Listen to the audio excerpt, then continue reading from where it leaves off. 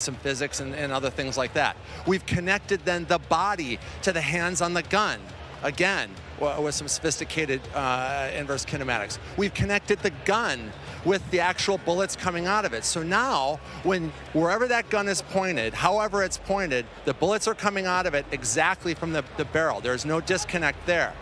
And that's before I even get into what we've done with the new gunsmithing and how you build your weapons and the platforms, etc. But look, you're going to play it, and I hope you'll love it like we do. All right, well, we've taken up enough time, but before they kick us off the stage, can we tell them about raids? Yes, thank you. So with the beginning of Modern Warfare 2, and then shortly after that, Warzone 2.0, and then very shortly after that, for the first time ever, we're going to release a raid in Call of Duty. It's a very different kind of gameplay.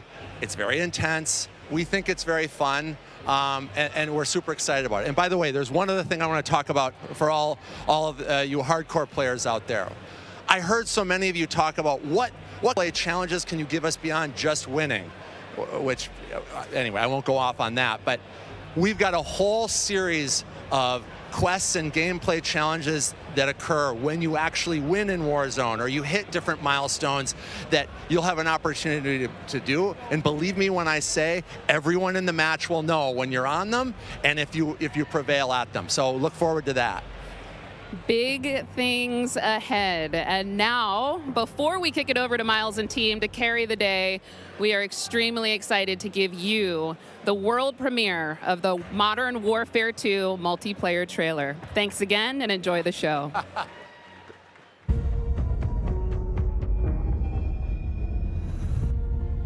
We got intel reports of Hassan and the cartel forming terrorist cells all over the globe.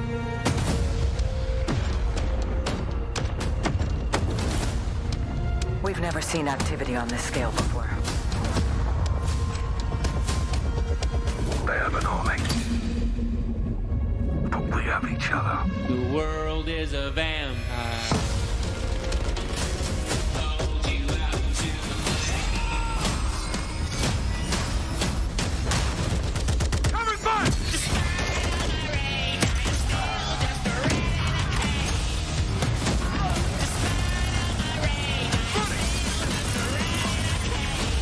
Locate the prisoners and move them to extraction. Enemies above! Field charge! Eyes on the hostage. You're gonna be okay. Hostage secure. Point cover!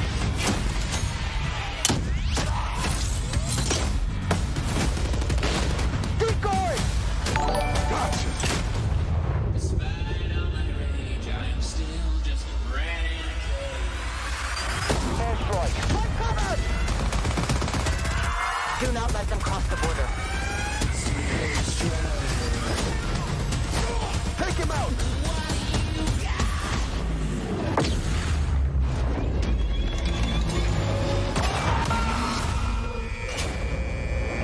Get ready, team! We have never seen a war zone like this! The world is a vampire. They're behind us! Stop, stick out! Enemy healer!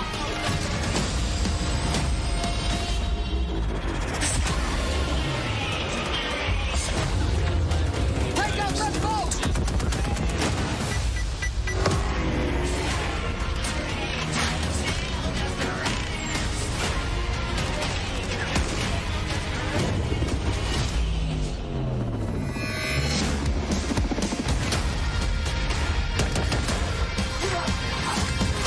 Check box 6! Check box 6! I'm on my way. The world is a vampire.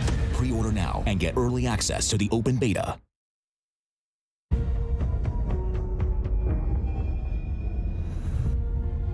We got intel reports of Hassan and the cartel forming terrorist cells all over the globe.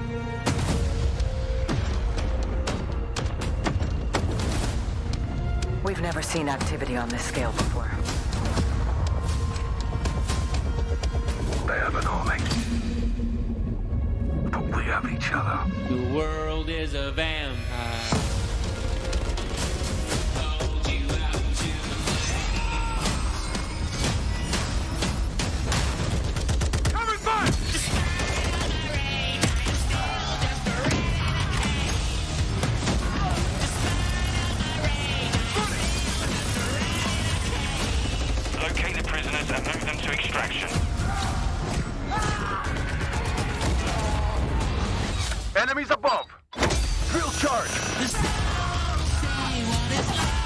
Eyes on the hostage. You're gonna be okay. Hostage secure. Sniper, find cover.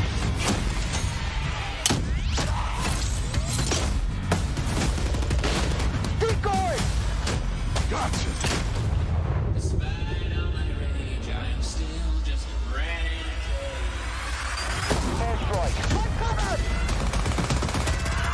Do not let them cross the border. Take him out.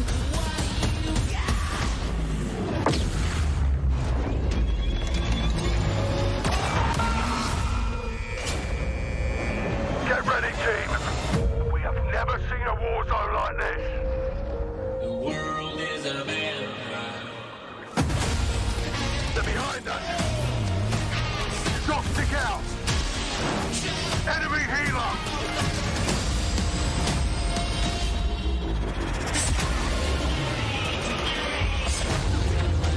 Take out that boat.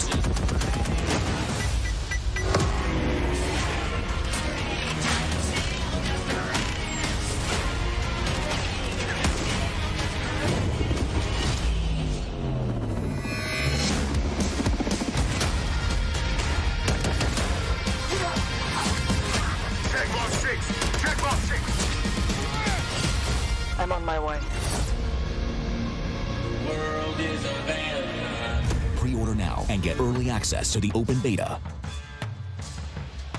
And there we go, Call of Duty fans. The trailer's so nice. We ran it twice. It is all there. Everything that makes this franchise so special. We are incredibly excited to be here today. And after that, quite frankly, how can you not be? My name is Miles Ross, and I am so excited to truly be here with a few of the members of the Infinity Ward team who are bringing Modern Warfare 2 to life. Guys, we have 200 of our friends behind us who are going to be playing and streaming shortly. But before that, we also have Stephanie Snowden, Director of Communications for Infinity Ward, as well as Joe Seeker over the there, Jeff Smith, multiplayer design directors here at Infinity Ward. Guys, first off, how are things evolving from Modern Warfare 2019? I mean, let's start high level because there's a lot to get through today, guys. You saw that trailer.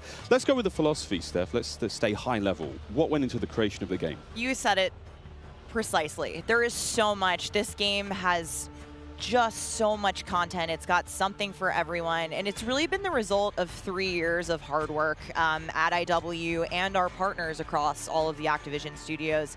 And so much of that work started with you guys at home, the community, the fans, our creators here, and that conversation and feedback from 2019 is really been a core piece of what Modern Warfare 2 is. And it's a dialogue that we hope to continue, especially here today. Well, we've got so much in store with this MP experience. And people like Jeff and Joe here, who I am honored to work with, and their experience on this franchise, we're in good hands. Indeed. Okay, so Jeff, I don't know where to start anymore. Let's set up what Modern Warfare 2 multiplayer is all about. And let's stay high level for now, because there's a lot of details, friends, juicy details. Sure. I mean, when you come into making a sequel, it can be kind of tricky. What do you keep from the previous game? What do you get rid of? And where can you add new things in and not mess up this kind of nicely balanced ecosystem that we had? And so we came up with a few methods, one of them being player behaviors. And I say behaviors and not play styles. I think a lot of people will say play styles, but that can kind of change during a match. But behaviors are more ingrained in how players play. And we just put them into 3 big groups. We call them rushers, which are just aggressive players. They just want to find the action and go. And then we have sentinels, and these are defensive players. They want to just kind of hold down a building, maybe keep a little overwatch. And then we have stalkers, which are reactive, and they kind of hang back and try to read the field and read where spawns are. And really, we just kind of use these as filters to keep us honest with the content that we're making, so that we're making enough toys and equipment for players to be successful playing our game. Sounds like a lot of fun. Stephanie, what are some of the new features coming to multiplayer, some of the new stuff that you're most excited to talk about? Oh boy, there are a ton of new features to dive into with this game, but we really pushed forward even the most fundamental aspects of what makes a Call of Duty game with Modern Warfare 2, and it's been really amazing for me to come on board this past year and see these innovations coming to life, to hear Jeff jump into, breaking down the 1v1. And personally for me, water. Our water, I've seen the memes, we love water. It's really hard to make in games. With the aquatic combat, some of the things you're able to do with vehicles in the water, I think that level of immersion is really going to speak to fans and has been something that I've really enjoyed playing the last couple months. Aquatic combat. Steph loves to swim. Joe, sure can we go into some details about our water-based adventures in MW2? Yeah, I mean, last game we really wanted to add water, and we knew we didn't have time, right? So in Verdansk, we froze the rivers and we made the outskirts just to kill trigger. In this game, as soon as we started Modern Warfare 2, we leaned into water, both visually, beautiful caustics, there's waves with white caps, but we also, the gameplay side, there's unique ballistics underwater. You only can use certain weapons underwater. Your pistol is your weapon underwater, otherwise you can't use your primary weapons. But it's also a nice cover or evasion mechanic. If you're getting shot at, you can dive into the water, and as you get deeper, it gets murkier. Like the farther you are from something, you can't see it. And so it's been super fun for us to dig into water and really flex on what water could be in Call of Duty. And you saw the boats and the mine that floats, and every piece of equipment has been filtered. Like, how does it work through water? Like, we had to look at everything in the game and say, how does it work in water? What's the best version? Our vehicles will just slowly submerge. They really would, instead of blinking out. Everything. A lot of details. The behaviors are awesome. Oh my God! Well, I can't quite wait to literally dip my toes into those waters. But guys, let's not forget about the ground and the air. Like, I mean, what else is going to be coming to the movement system, Joe? What do we got? Well, you know, last game we did mount, and we had slide, and even though we're a military shooter, fluid movement is super important to us. So this game, as you saw in the trailer, you can see here on the video, we have a new ledge hang mechanic, and that's essentially a high mantle. But instead of doing a high mantle and throwing yourself up over into combat, you can now peek. If you have a pistol, you can pull that pistol out and use that.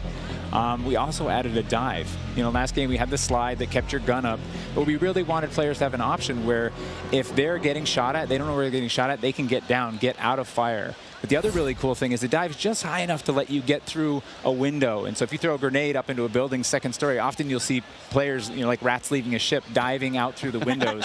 And it's just another option for players in combat. Yeah, and all of these dynamic movements mean you can interact with vehicles specifically in a very cool way. I'm going to save some of that gas for when we get to Warzone 2.0, but it's really exciting. All right, vehicle details to come. But now, guys, let's talk about equipment. Obviously, Call of Duty, crazy sandbox, a lot of cool toys to play with. Joe, what are some of the new dynamite new items that we're going to be throwing at each other and equipping and using and all sorts in the next game? I mean, you saw some cool stuff in the trailer. You saw the drill charge, you saw the shock stick. One of the other cool ones you saw is the inflatable decoy. And this is a mine that you can throw out, and it basically sits there, and if a player gets close to it, it auto-deploys and basically inflates like a car airbag going off. And it faces the person that triggered it, and so it's a great distraction technique. You can also fire it off with a clacker if you want to control when it goes off. You can throw it in water, and here you just saw the DDoS.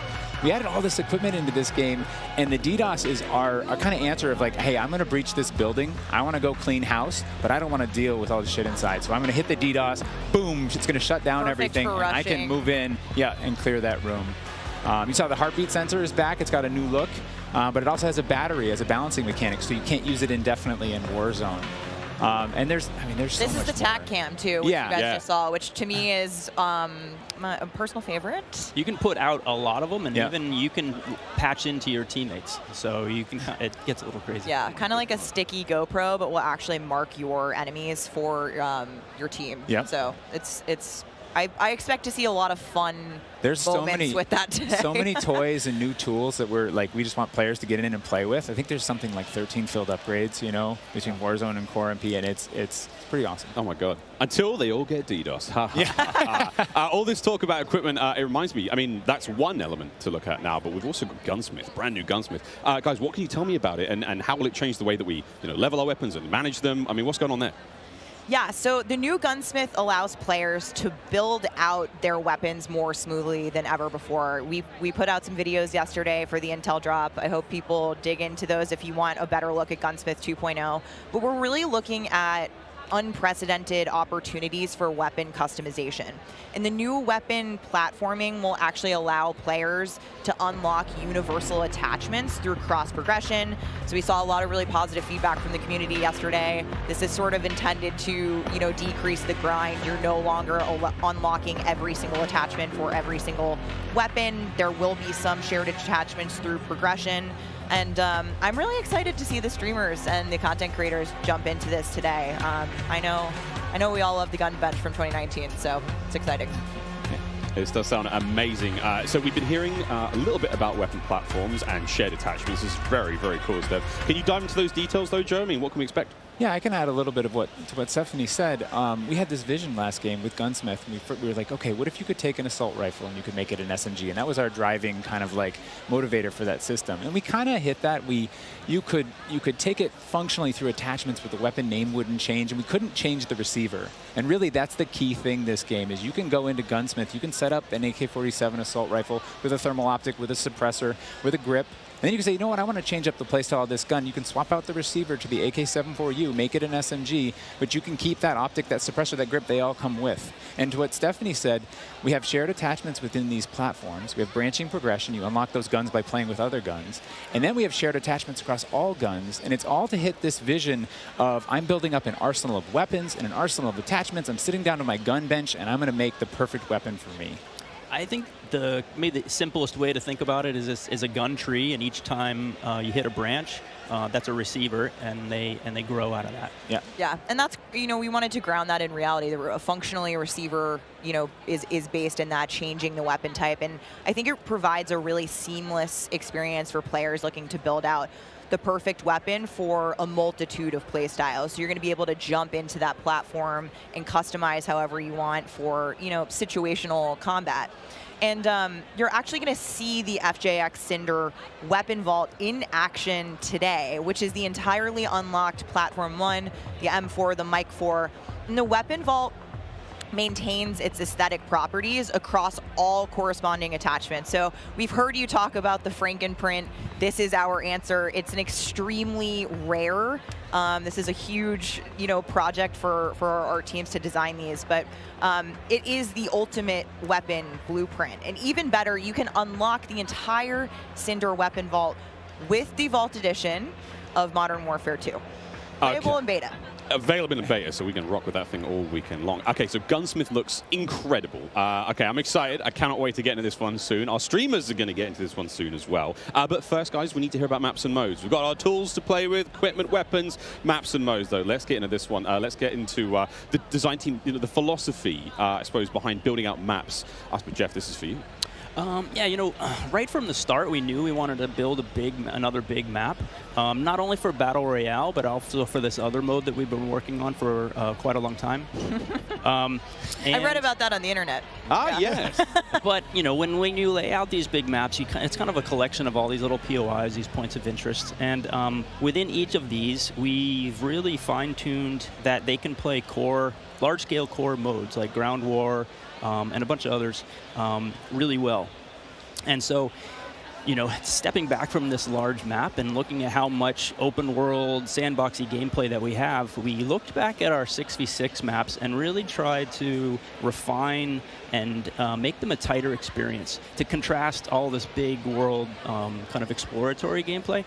So the maps for 6v6, in comparison to the last game, they're just a little bit more straightforward, a little bit more refined, and I think fans will really enjoy how quick they play. That sounds... A lot of diversity in those maps as well. A lot of visual variety, some colorful maps in there, and I think they feel really clean. Guys, you're moving me in ways I didn't imagine to be moved today. Excellent stuff. Cry? I might. Hey, it's the first time for everything here on air. We've got some of the maps that we are going to be seeing in MW2. Starting with one, we've got a real fun one here, guys. This is one of the aforementioned battle maps. Team, can you give me some details on Sarif Bay? So Sarif Bay is this little fishing town in the south coast of our big map, and we picked this because it has such a great mix of gameplay. It's right on a harbor, so we get to show off all our boats and our new amphibious APC, and swimming, as we've already said. But what you get inside the town is this really intense urban combat with all these tight little alleyways and all this great rooftop combat. And mixed with our ledge hang, you get these really cool parkour combat action happening. Yeah, I love how you describe the rooftops there on this map specifically as like a separate ecosystem. You can kind of migrate that entire vertical. You can go up there and just hang out and fight other snipers. All right, well, that looks fantastic. Jeff, okay, so that's one of our larger maps. What about some of the 6v6 maps? I think we have some footage of one of the new maps that we're going to be seeing today named Mercado Las Almas. Do you mind giving us some details on this one? Sure. Mercado is a little street market in a historic section in Mexico. Our story behind this is, the authorities have some intel that narcotics are being smuggled out of a warehouse, and they're going in trying to find and seize them. This map plays really fast and a lot of action right down that center lane. The Mercado is a very dangerous neck of the woods, so watch out when you're playing in the beta. It plays fast. Cannot wait, really cannot wait. Looks fantastic, and again, interesting to see how that ties into campaigns and whatnot. All sorts of fun and games ahead of us. Looks amazing. Battle maps, core maps, 6v6, all this looks fantastic. But let's go back to modes. So we've seen some maps. What about the modes being played on battle maps? We will have the return of Ground War, but we've got a new large-scale mode that you've alluded to, right? Let's talk Invasion.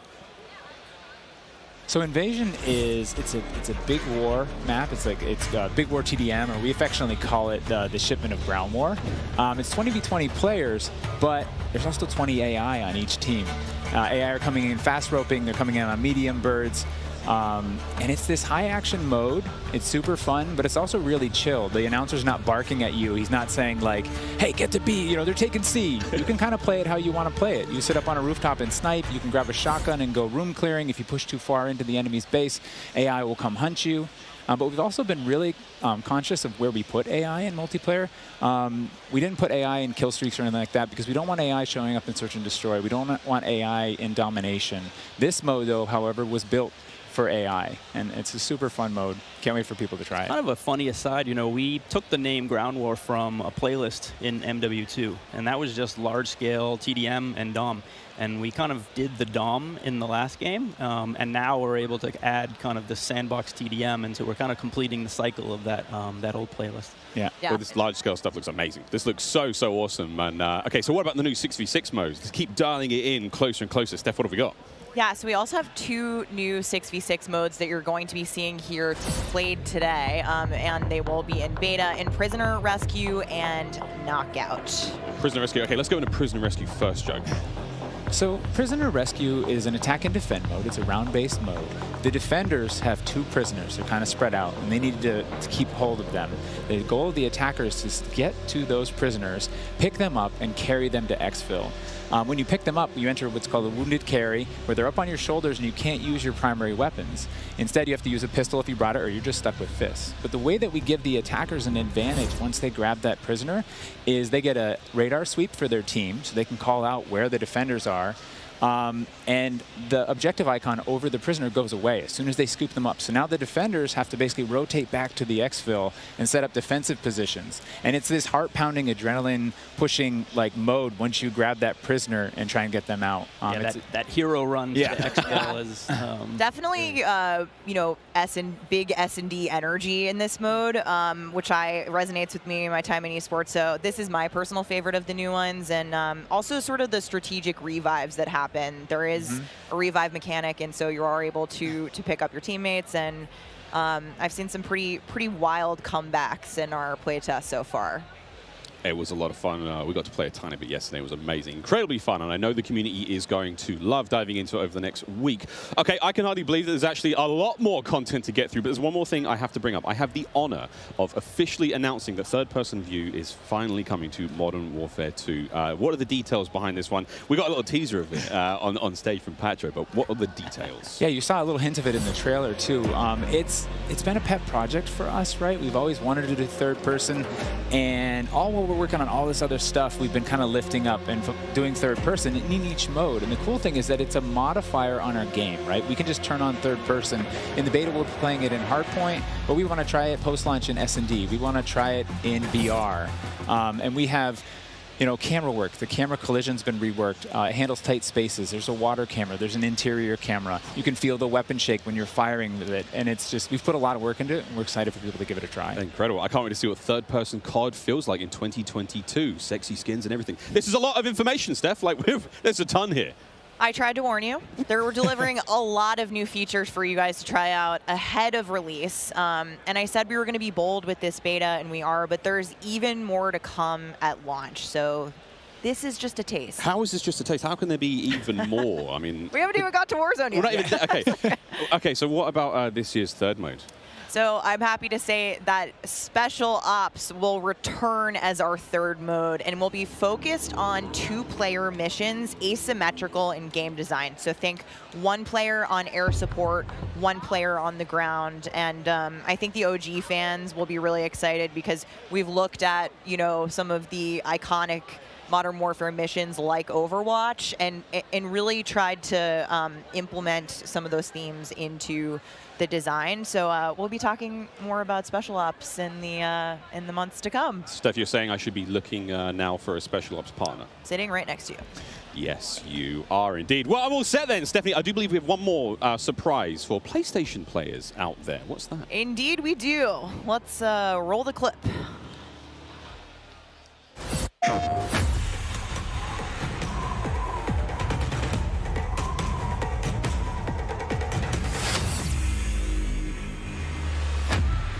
Empty-handed, I was born.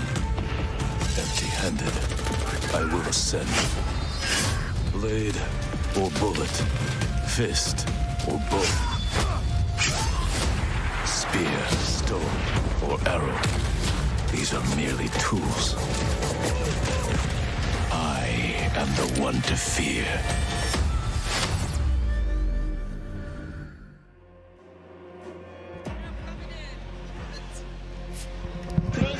Take Miles ISO. Fix your mic. PlayStation players will receive an exclusive operator, Oni. Oni is a warrior and gun for hire, descended from centuries-old samurai clan and torn between country and family, just like me. This is such an awesome-looking operator, guys. Oni is going to be playable on day 1 for all who pre-ordered through the PlayStation Store. Plus, he comes with a high-level weapon blueprint, playable in multiplayer and Warzone 2.0. Steph, badass. Oni is awesome. I myself am a PlayStation player, and so I will be becoming Oni main day 1 for this game. And it's been really awesome to see our narrative team building out his lore, really bringing this operator to life with the creation of his backstory, his motives. And I think the art team absolutely crushed it with this skin. He is so cool looking. All right, Stephanie, we keep talking about all the things that we have to look forward to, but we are missing quite a big one here. We're missing the start of the beta. So for anyone who wants to get an early first-hand look at Modern Warfare 2, and trust me, you definitely want to, it is immediately available around the corner. For PlayStation players who pre-order any version, early access to the open beta starts tomorrow. So make sure you are preloading right now. Now, also check out your screens, since here's exactly when you can play the beta on your platform of choice. But don't forget, friends, it's also definitely worth noting that if you pre-order the Vault Edition of Modern Warfare 2, you get to use the red Team 141 Operator Pack and the FJX Cinder Weapon Vault in the beta, in addition to being able to earn in-game rewards for playing all sorts of cool swag. And don't forget that if you digitally pre-order Modern Warfare 2, you also get up to a week early of campaign access. So wait, campaign a week early. All right, folks. I hope you enjoyed that first look at Modern Warfare 2's multiplayer. Don't forget, you're going to get to see it live and in action in a few short minutes with our crazy set of streamers here, 200 plus here, and ready to rock and roll. But first, we'll be right back to show off the world premiere of Warzone 2.0. Don't go anywhere. Call of Duty Next, brought to you by Mountain Dew, official drink of Modern Warfare 2. Little Caesars, a proud partner of Call of Duty Next and Modern Warfare 2. HyperX, official peripheral partner of Call of Duty. Play like a pro on the big screen with 144Hz VRR and AMD FreeSync, now on TCL 6 Series TVs. Prime Gaming. Visit gaming.amazon.com today and start claiming your free content. about to be a classic. We have 200 creators here on site, marching down the green carpet with one mission in mind, to be the first players to play Call of Duty Modern Warfare 2. And there is so much in this game. There is almost too much. This is like one of those days where I enter and my hopes are so high. And what are you looking forward to most when it comes to Warzone 2? Prisoner rescue. I'm looking forward to using that inflatable soldier decoy to mess a lot of players. Kill streaks, I think. I'm honestly here just to learn as much as I can to prep for Old Men of Optic, because those guys are very old now. So maybe some OG maps coming back. A map that everyone can play. Honestly, give me a broken shotgun. What's your favorite game mode and Mountain Dew flavor combo? Search and destroy Code Red. Capture the flag, Code Red. If I'm going hard with the boys on a long night of S&D and I'm trying to get some nasty in-game comms, I'm drinking Baja Blast all night. Terminal or high rise? Easy terminal. Ooh, terminal. Most people have terminal nostalgia. Terminal. Terminal, 100%. I just replayed that recently and I realized that spawn trapping is horrendous. Easy. Strike. High rise. High rise. Terminal. What's your favorite flavor of Mountain Dew? I've grown up on Code Red, so it's still Code Red for me. Honestly, I like the basic one, just Mountain Dew itself. Dang, I was going to pick Code Red too. Can I get a second one? All right. Baja Blast. Starting October 17th, unlock dual double XP, COD points, and also an exclusive Mountain Dew skin in Call of Duty Modern Warfare 2 when you buy specifically marked Mountain Dew. You thinking you getting me? Is you kidding me? Ripping everything that I'm seeing and never show you.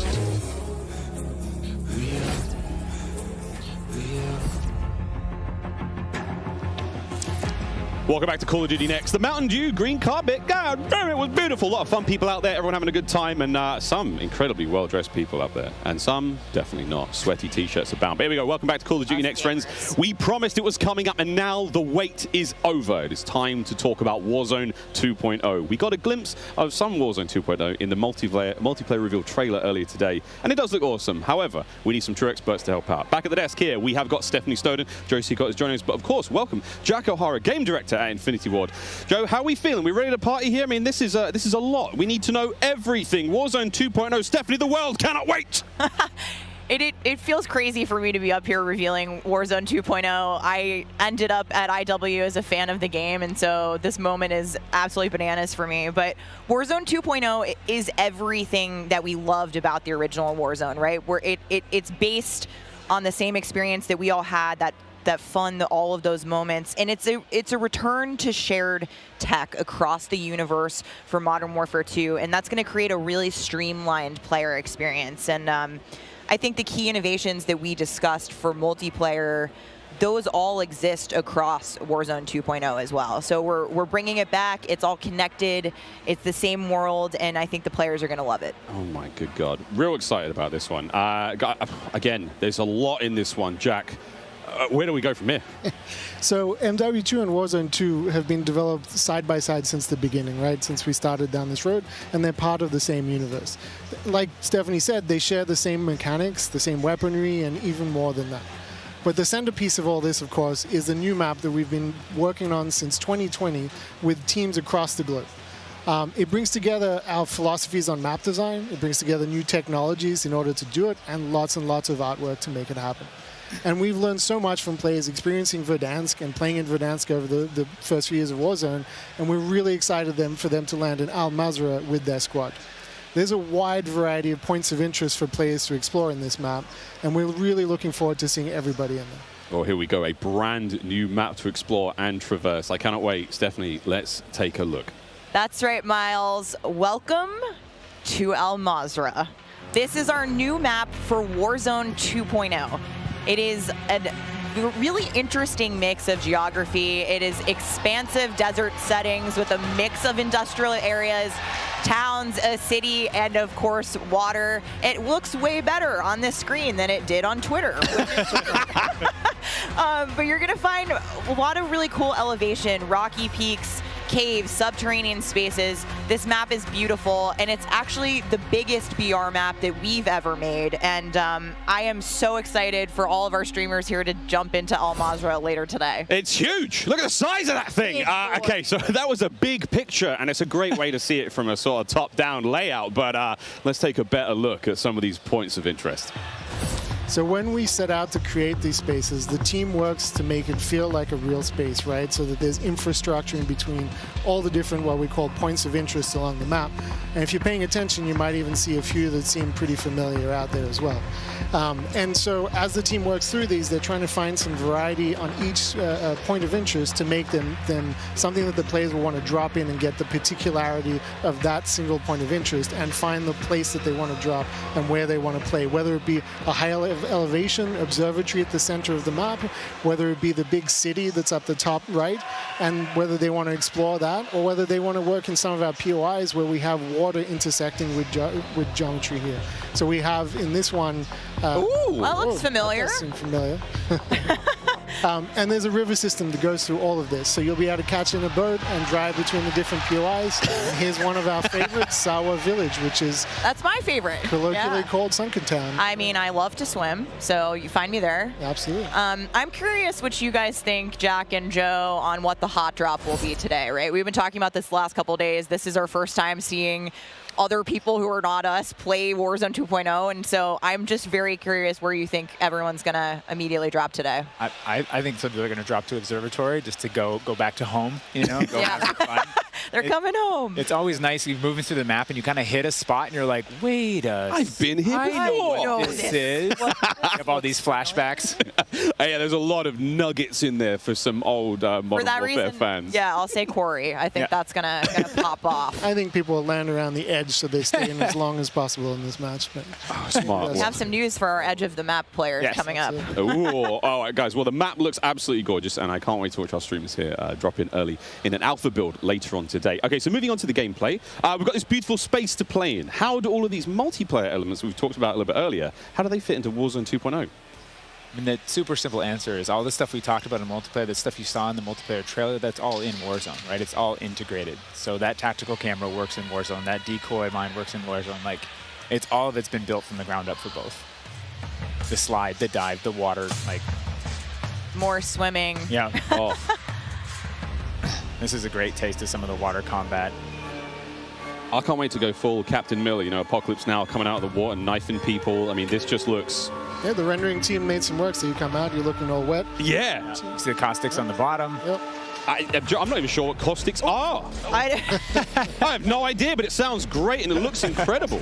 You can see the armored patrol boat coming by there with its 2 turrets. There's some cool stuff. So I'm glad you brought up vehicles. Steph, you touched on vehicles a little bit earlier. What can we talk about? You know, we've seen boats, we've seen tanks, we've seen all sorts. Jack, what have we got? So we've implemented a new physics and handling model for the vehicles. So some vehicles are heavier, some will slide more, have more traction or less traction. And as you're driving them around and you're encountering them and other squads are playing with them, you can choose to shoot off the tires to kind of impact their handling. You can have them, they react to explosives differently based on their weight. So if you're in a heavy armored 4x4 and get hit by an RPG, it's going to kind of bounce a little bit, but not quite take the hit as a small sedan. You can also choose with your squad to be rolling into a POI and somebody jumps out on the roof, somebody leans out the window, and suddenly you get yourself a lot of firepower driving into the POI. Of course, that vehicle needs to survive for quite some time in the map if you want to keep using it to go from point to point. And vehicles will run out of gas, or at least most of them will run out of gas, and then you can bring them to a gas station to fill them up. If your tire's been blown up, you can get out and repair it, or you can bring it to a gas station to get repaired as well. And of course, we've got, you know, water vehicles, we've got a small boat, we've got the boat that Joe mentioned with the turret at the front, turret at the back, so you can have that little moment cruising up the river with your whole squad ready to rumble.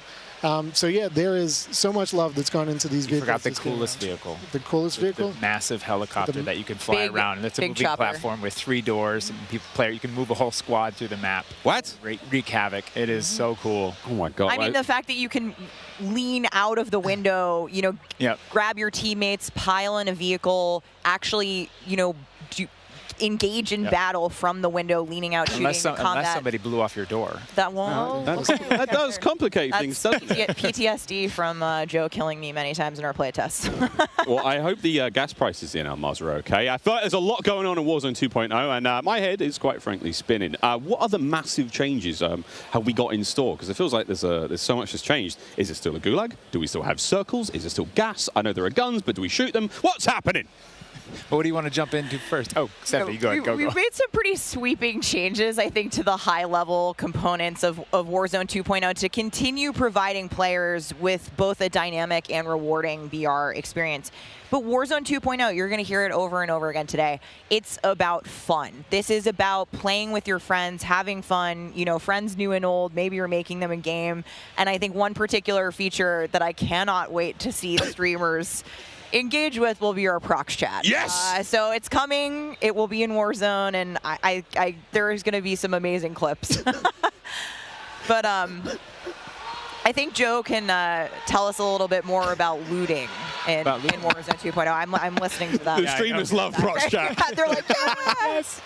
You know, in looting in Warzone 2.0, we still have the humming crates. You know, you can still travel around and listen for those. We still have the loose loot on the ground, but we wanted to add a layer of learnability and logic to our looting, right? So if you're outside, if you're a little kid, you fall down, you hurt your knee, and your mom's gonna go inside, go to the medicine cabinet and get you something a Band-Aid, Neosporin, whatever. So that's our looting. If you need health items, you can hit a bathroom in a building and there'll be a medicine cabinet, you can open it up. If you want to get loadout items, there are these hidden caches throughout in between the POIs that are in ground, and you can memorize where they are because they're always there. So you can kind of start to develop these paths through the map of how you loot. And there's this logic applied to looting. You know, you can find toolboxes that'll have grenades and things in them. And you find these other crates that are kind of like, it's as if the military that occupied this space came through and dropped off military items. Those crates are always there. So you can always have this reliable layer to looting. Incredible. This sounds really exciting. We go on a road trip through Al Mazrah, quite literally, like, have a route we plan, hit the gas station, pick up gas snacks. up, yeah, pick up snacks, pick up ammo and all sorts. Okay, cool. So what about circle mechanics? I mean, this is obviously a huge component of BR's, Joe. Yeah, I mean, the circle's been a staple of BRs. It's been really hard to move away from it. So we kind of talked about what could we do to mix things up with the circle. So we've got this new mechanic where the circle can actually split, almost like a cell splits, into 2, 3, or even 4 circles. And then those circles kind of close down. And what it does is it segregates teams, and you have these micro battles in those circles. And at a certain point, you're like, okay, we've cleared out our circle. We think we're good. And then those circles merge. They come back together. And you have this very directed fight of, like, as the circle's moving, you're like gearing up in buildings. You're like, here we go. It's about to kick off. And as soon as those circles hit, you have that final fight. So it's another kind of like twist in the gameplay that we feel like is a cool world event that would happen. Like, oh, the circle's splitting. We need to do X. Crazy. Get in the car. We're going now. Go. All right. So apart from circle splitting, what about the Gulag? Is that still around? I mean, there's so much change, man. I mean, I'm ready for it. But Joe, what do we got? The Gulag, you know, we've been experimenting with, we've tried some crazy things with the Gulag. But the current version of the Gulag that we have running right now, where we're excited people to play, is you're not in there alone. You actually have this temporary alliance with another opponent in the map, and you have to work together, and if you can defeat the other team, you can get out. And after that, you guys are enemies again. But for that moment, it's like, all right, we need each other. Let's do this. You use the proximity chat to talk to each other. And the other thing we've been playing around with is you may see a little bit of an AI presence in the Gulag. So you have to be on your toes. Like, you're working with an enemy. There might be an AI here. You're picking up weapons. And we're excited for people to try it. And yeah, we're going to get feedback today, too. Yeah. And like Joe said, we've been through some pretty wild iterations of the Gulag, which I will not reveal here. But there's a lot in store. There certainly is a lot in store.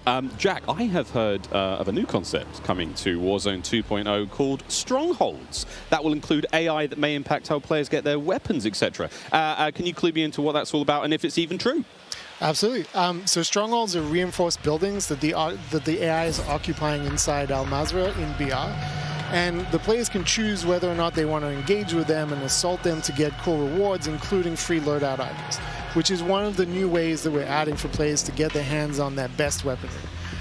We've worked really hard to bringing AI at scale into Warzone 2, and you're going to encounter them in multiple modes in different ways. In BR specifically, they're in these strongholds, and if you get to a stronghold, you can find the location of a black site, which is going to have even cooler stuff in it, and you can fight your way from one to the next. But in other modes, you're going to find the AI occupying large portions of the map and just kind of protecting different POIs in different ways. Unreal. Okay, so we've all heard the rumors that Warzone 2.0 is going to have some very, very interesting new modes. Would you care to confirm or deny Stephanie Snowden? It's finally time. I have read about some new modes on the internet recently, but one of the most exciting things about Warzone 2.0 is confirmation that an all-new sandbox experience is coming at launch. I am happy to announce DMZ, Call of Duty's extraction mode, will arrive with Warzone 2.0 at launch later this year. I played DMZ for the very first time on my first day at IW, and to this day, playing it nonstop, the possibilities with this game mode blow my mind. So DMZ. I can also confirm that DMZ is real. But we're not going to go into depth on it today because we do have to keep some stuff in reserve.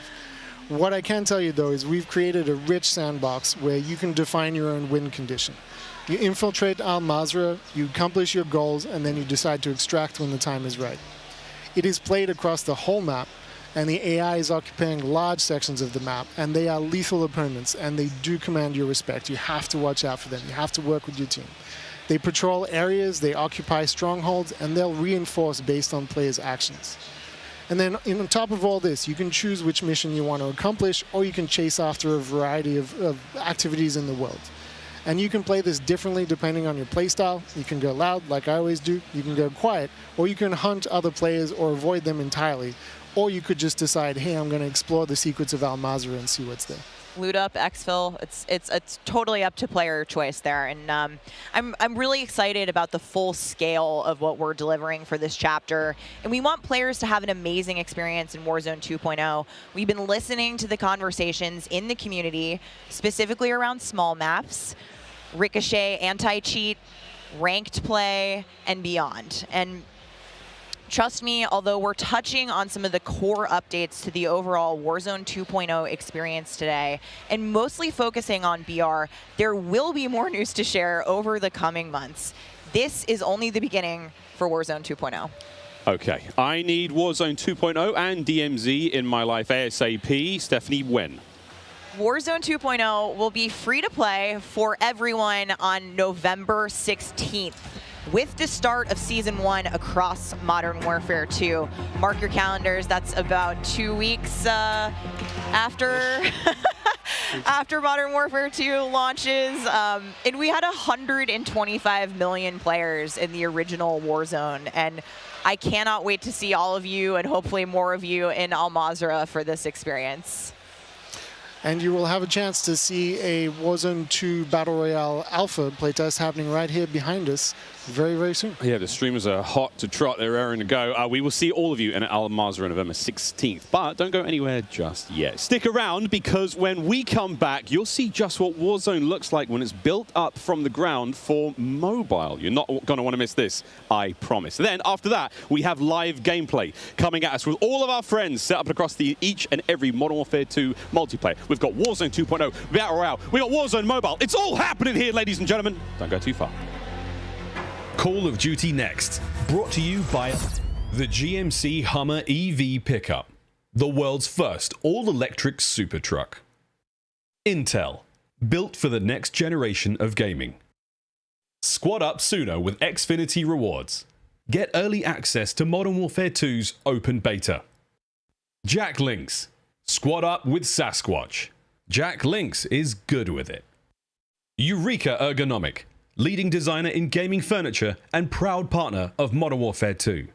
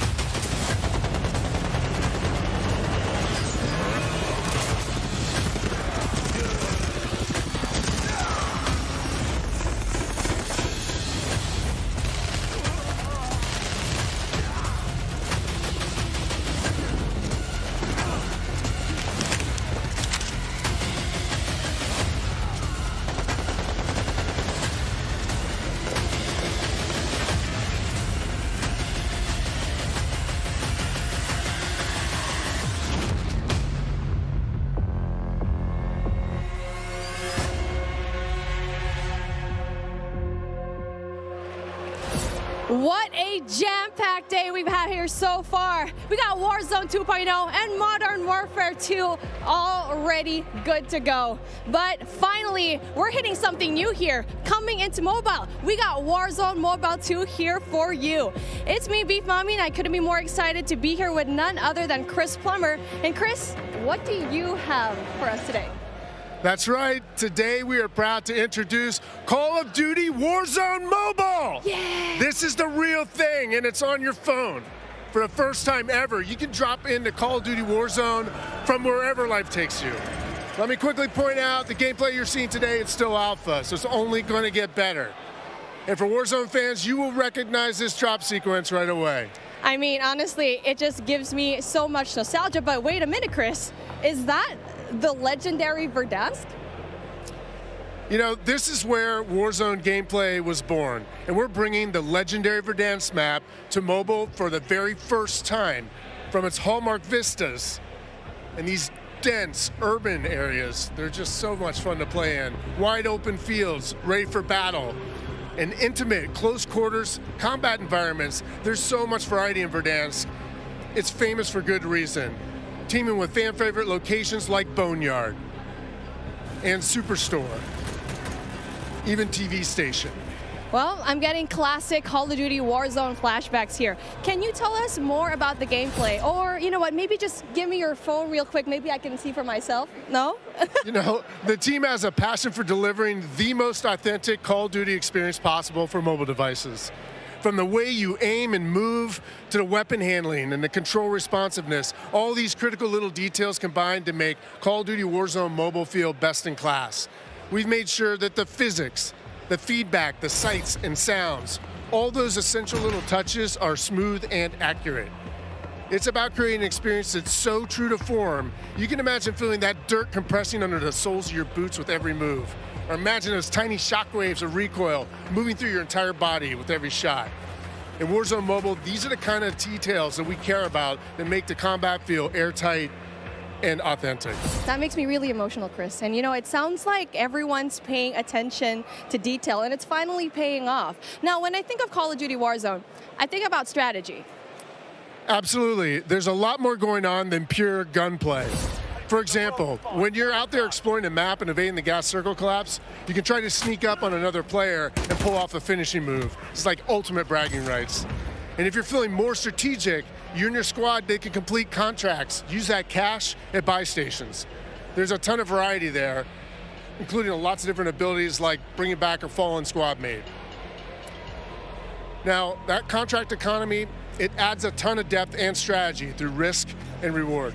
I really like that you brought that up, because if you're talking about risk and reward, I think about the kill streaks. I think about the gulag. Are they going to be there too? Yes. Everything you've come to expect from Warzone, it's going to be there, especially kill streaks. This means you can deploy your big stick of choice like, you know, a precision airstrike. You might be able to wipe out an entire squad with it. So not so fortunate for them, but they're not necessarily down for the count either, because we have the gulag. So here players can fight for a second chance. So when you go down, you get to fight one-on-one with another down player, and you can earn your way back into battle. This is how Warzone Mobile plays out on a truly massive scale, unlike anything we've ever played on mobile before. For this reason, we're pushing way past the envelope on high player counts to make sure each match is jam-packed with our signature style of combat. So we are supporting up to 120 live players in the single match. Wait, hold on. Did you just say 120 players? Or do you mean bots? Because it seems like in Battle Royale games on mobile, they're usually loaded up with boring bots. Well, we believe it's critically important and a lot more fun to play with real, live, human opponents. And that is our focus. So for anyone who's tired of playing with nothing but bots, we hear you. We're talking up to 120 real players ready to hunt you down with real human skill and real human emotions. That is Call of Duty Warzone Mobile. And we hear you in the crowd. Everyone's excited, and absolutely it is huge. And I don't think there's a game on mobile that can top that, in terms of real player count, of course. But how are you able to even pull that off? We can support real player counts at dramatically higher scale than we've ever seen in other Battle Royale games on mobile because Warzone Mobile is running on advanced, unified Call of Duty technology. This is the same shared tech behind the console and PC versions of Warzone 2.0. It gives us a ton of advantages, like these incredibly high player counts, authentic Call of Duty combat and gameplay systems, and it opens the door to a much more connected experience across all platforms. So when you say more connected, does that mean that Warzone Mobile will share content and features that will be in the console and PC version of Warzone 2.0? Exactly. Delivering a deeply connected experience, it's been a strategic pillar from the beginning of development. Now, we know that your time is precious, and your investment in playing is now recognized across Modern Warfare 2, Warzone 2.0, and Warzone Mobile. So wherever you're playing Call of Duty, it is time well spent, including on mobile. Even your friends list and chat are shared across platforms, so you can stay in touch with your friends, whether they're playing on console or PC or mobile, wherever they choose to play. I mean, that is so exciting. I totally get that. Now, one of the coolest benefits of having this kind of connectivity is that Call of Duty Warzone Mobile is loaded up with the same authentic Call of Duty weapons and operators you'll recognize from Modern Warfare 2 and Warzone 2.0.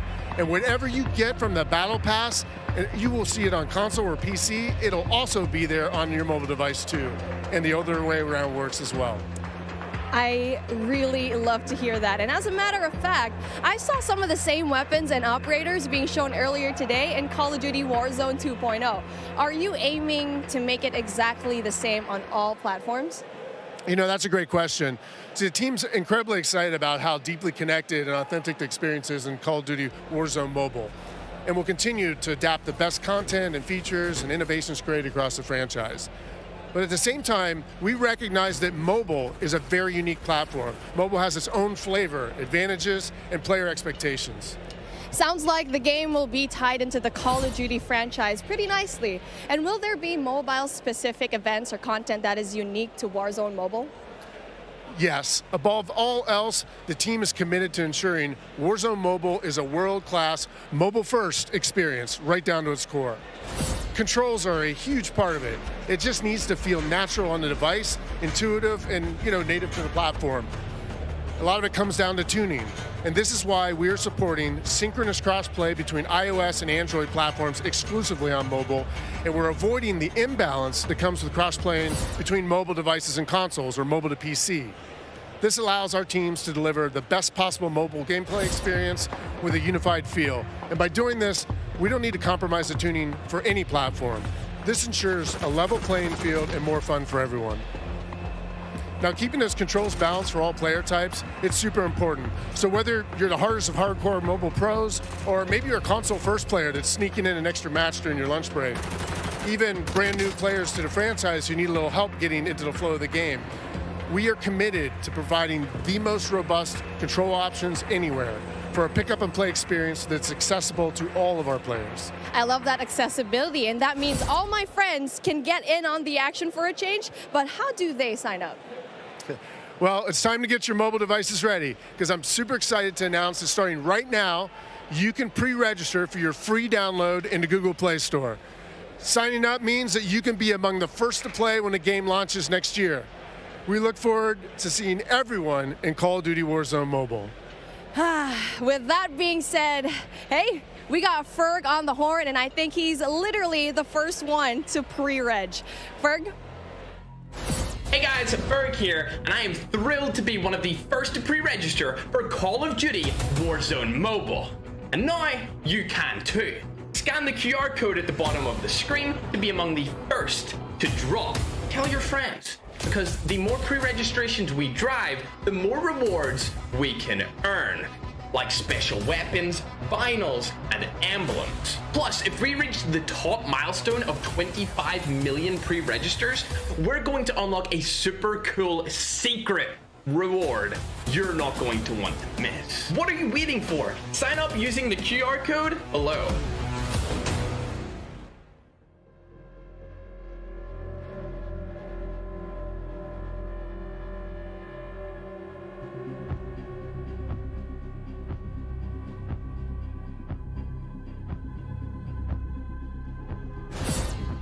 We are back. It's Miles here, joined by Maven, Alicat, and Nameless Studio. What? Oh, guys, the adults have left us alone on the desk, and now it's our time to have some fun. I don't know about you guys, but okay, it's been a pretty litty day so far. Yeah. Where do we even start? I mean, dude, mobile, bro. It's a new era of Call of Duty. Listen, Miles, I've been addicted to Call of Duty for over a decade. You're telling me I could be in the airport playing Warzone now? Back in Verdansk? That's lit. Also, Al Mazrah looks absolutely incredible. Oh, it's insane. There's no shortage of crazy stuff coming my way. Ali, Yeah. I mean, lay it on me. Multiplayer for Warzone, for Modern Warfare 2, insane. It's incredible. We actually got to load up with some of the players yesterday in a little bit of a pre-test, and loading into Gunsmith 2.0 was actually so aesthetically pleasing, and I think everybody at home, once they also get their hands on it, they're going to love it just as much as we do here. Truly. Maven, my good friend, you've played more Warzone than most people on the Northern Hemisphere. Yeah, How you feeling? no, 8 hours a day for years, it feels like. It just seems fresh, man. The map, like everything about it, triple circles, the water, the boats. I mean, I was like kind of the proximity mine king for a while there, placing them under vehicles, trying to blow them up and set booby traps. And now you're telling me I could do them in not only land, but also the sea. I'm with it. It's going to be something, man. We really have seen a lot so far today. We've seen, what, Warzone Mobile, of course, multiplayer there, and a bit of Warzone 2.0. Cannot wait. But, guys, it's time to get into business. Let's now get into the command center. This is it. Welcome, ladies and gentlemen, to the command center, presented by Xfinity Rewards. We're going to be rolling the show through all day today. Xfinity customers, they can start playing Modern Warfare 2 sooner with Xfinity Rewards. Visit xfinity.com/rewards to get your code for early access to the open beta. It's free and it's easy to join. Guys, I mean, every time I sit down, I take a breather, I'm like, there's so much. But first and foremost, guys, before we get into this one, there's so many streamers here. We need to give a big shout out to Intel, who's powering all of the streaming PCs here today. Massive shout out to those guys. Clint, there are 2 PCs on every desk. Explain. I couldn't believe it. Cloaksy is here. Like, the fact that he actually made the trip out, I figured they have to have something special. The fact that you have a dedicated PC to the streaming side and to the gameplay side, and it's set up for this many people. Intel, thank you. Ridiculous. This is incredible. It's incredible. Ridiculous. We're actually almost ready to get into the gameplay, guys. I mean, Ali, you teased it a little. Yeah, just a little. A little, yeah. We played a tiny bit. I could have an accent, too. You did. I'm getting mocked here. My bloody desk. We got to play a tiny bit yesterday. Yes. It was pretty fun. But now we get to watch 200 streamers, some of the world's finest, quite literally from almost every part of the planet, coming together here in this crazy top secret location. What can we expect? It's going to get loud. It's going to get incredibly loud. Yesterday, it was loud, and I believe like not even everybody had shown up yet. So now that we have a full building of all of these creators, all of these PCs, I'm expecting people to get up and start screaming, Miles. It's going to be insane. Clint, we heard Courage from like headphones on. He can be heard from space. Oh yeah, no, 100%. Like Bobby Pop, if he's on a subtrain or something, Lord knows what that's going to sound like. But my boy Tyler Blevins Ninja here as well. But like, I think this is a testament to how pumped up everyone gets about Call of Duty every year. Like the fact that there are this many big name streamers in attendance, we're going to see some incredible gameplay, go through the various modes. I mean, this is going to be a real treat. It really is. I mean, and you've been around a long time in the Call of Duty world. In this venue right now, we've got streamers and players from, you know, all across North America, all, you know, South America. We've got players all over Europe, Japan, Australia, you name them. We are all over here. Mobile players everywhere. Yeah. How do you describe the vibe in the room right now? I mean, it's just incredible. It's a bunch of homies who love Call of Duty all in one room getting ready to grind. And, you know, I was talking to them earlier. I was walking around doing the round saying what up to everybody. They're going hard, right? Like, I was talking to some of the Warzone guys, Repos. He's like, I'm here to fry. Zuma's ready to go. So I'm interested to see them with these new weapons and the gunsmith, what they come up with, especially our new game modes like Prisoner. It's going to be lit. Listen, as much as they're here for their love of Call of Duty, they're also here because they want that banger clip. Like, everybody wants, like, you know, like, you're trying to go out and fry some of these big names, get a clip out on social, your YouTube, whatever it's going to be.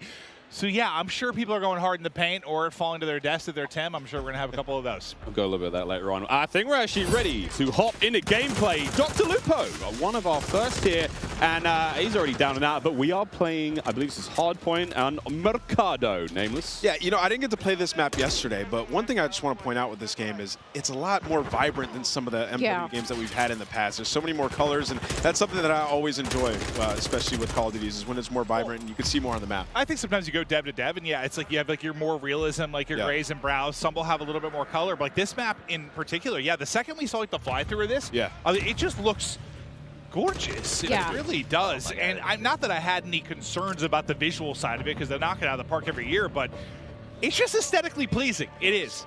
It's very, very pretty. That is, of course, Dr. Lupo. You can watch him stream this live. Every single member of the crazy, I don't even have a name for it, the stream pit here, COD Next, all of them live on their own channels, and unreal, man. Yeah, it's unreal. I mean, all these guys are going hard. You can see he's locked in.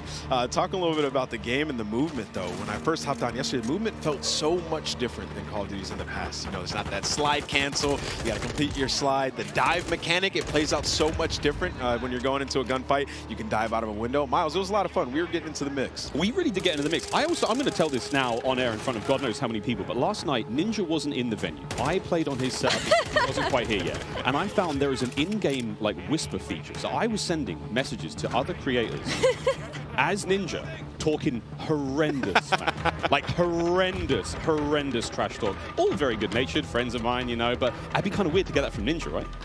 Yeah, does Ninja know you did this? He has no idea. I walk up and slap him. I walked past him today and I was like, good morning, dude, how you been? He's like, hey, man. Not a single word. Ali, not a word. But not a word. I actually got into a game against you specifically. I was on, I believe, Nate Shot's streaming account. I don't believe that he's here today, but I was getting disrespectful with some people on the map. And I believe that you were in my last game, and the second I killed you, you left. I remember looking at the leaderboard, and that wasn't me. That was Ninja. A quitter, Miles. That was Ninja. Over to Courage now, who's having a good time. And, you know, we're Listen, he is, as much as he's like a fun, good-loving, like everyone takes a Jack, and it's just like this great-natured guy, he is one of the most competitive human beings I've ever met. Like, he gets pissed, bro. Passion. Raging passion. And look, it's me on the right-hand side. No, it's not. It's Ninja. And I will have to say, to test to what Ant was talking about earlier, about the game mechanics, something else that I noticed that I don't feel like I felt in other Call of Duty games is how kind of realistic the movement with your gun is, if that makes sense. Like, there's obviously always going to be recoil, your attachment's always going to mess with that, but when you peek corners and stuff, the way your gun moves with you is very, very realistic, and I think that's going to be something a lot of these players are going to notice and have to get used to very quickly. And you saw a taste there of when you're spectating a player, you get that kind of like over-the-shoulder, like tactical camera view, and it just adds this insane level of like, it's like realism, but like it just looks so exciting to watch. And when you're, enjoying like, maybe seeing your teammates play or whatnot, it just looks so cool. It's a nice new feature here in the game. And sorry, Clint, this is the new knockout mode. I don't think you might not know what this means. I haven't seen this one yet. I haven't played it yet. Yeah. No. I mostly, I was watching some of the guys play. I just wanted to kind of live react and enjoy it. Yeah. Like, there's so much new stuff. Like, I've just been looking forward to seeing what's going to be on the table. But let's see if Jack can actually step up this time. No, not going to happen. Just getting destroyed. I'm sorry. Superior positioning, Jack. You are awful. Oh, was that too hard? He's my. No. Okay. He's doing the classic. He's going to a set. He's doing the classic. It was something else. It was something else. It wasn't. My sensitivity or something. What is it? No, Jack. Whoever he's spectating is using my favorite SMG, by the way, too. And I think that's the Hurricane. The Hurricane. What do you think, by the way, just about the changes to Gunsmith and now having 5 attachments and not having, so I saw the rumblings on Twitter and stuff like that. I think it's amazing, though. I mean, when we jumped into Modern Warfare in 2019, when they introduced the Gunsmith, it was a lot to take in, but now everybody's familiar with it, especially grinding Warzone, switching up those attachments, and it's just a better version of that. Seems like a good middle ground, It's just a better version of that, right? Like, the gun moves around with you as you're in there. You can switch out all the different attachments, and, for the class of weapon that you have, like, you can change it up. Turn an M4 into an SMG. Like, that's really cool. Oh, that was nearly a snap. That was nearly close. One of the all-time greats in the competitive Call of Duty. One of the maybe the, if not the. Yeah, I don't know why I said it that way. Like the all-time great. Yeah, Ross, he's the greatest. But there we go. Swag now getting involved as well. And to your point, Ali, about Gunsmith, I mean, it's at this point in time, obviously, it's quite hard to recognize, but that is a part of the M4 platform right now. That's his primary weapon. Yeah, I mean, it's awesome. Like, you can switch it up. Like, you can make it into a sniper, I think is what I heard at the point as well, right? So it's going to be crazy. Even with the AK, turning 74U, just make some crazy different loadouts. Some of these guys, J-God's going to have so much fun with that. 9.5-hour-long attachment video from J-God. Oh, God. He's so excited about that. And I want to talk about the map aesthetics for a moment and, like, the layout. Is the rooftops, like the new ledge, how you can jump and then you can hang off the side of the ledge. That was a new thing that you can add into this game. you can jump from rooftop to rooftop, and like you can jump further than you think, and I found that out very quickly. Like I would get to an edge of rooftop and I was like, I wonder if I can make this jump. You can make the jump. You can make it across like the map if there's tall buildings. You can make it across the map without ever having to touch on the ground, and I think for snipers, that is going to be their absolute playground. Speaking of snipers, Pomage now, who's having a great time here. I mean, we've seen a lot, Clint, of the weapons so far, but surely a sniper. Well, I heard Pomage too. Like I stepped up. I think it's when he was first walking in. He was walking with Irrational into people, and he was like, I'm going hard, bro. Oh, yeah. He's like, I'm going hard. I could just hear, like, the competitiveness in him. He's going hard. Right. And this is this knockout game is not going very well for the red team right now. Pomage's team obviously winning this one. Again, secure the grab, the money bag, hold onto that bad boy. Oh, I forgot, friends, here at COD Next, it's all going on. Mobile gaming right side of your screen. We've got all of it going on. Really, a celebration of everything that is Call of Duty, and even Courage, he may have just sworn. Do you see the gloves on the thumb? Yeah, they're professionals, true professionals. Wait, I probably need to get this. I've been playing some COD Mobile, Diablo Immortal. Like I've been grinding more mobile games. I have my iPad and I'm loving it. Do I need to get little thumb sleeves?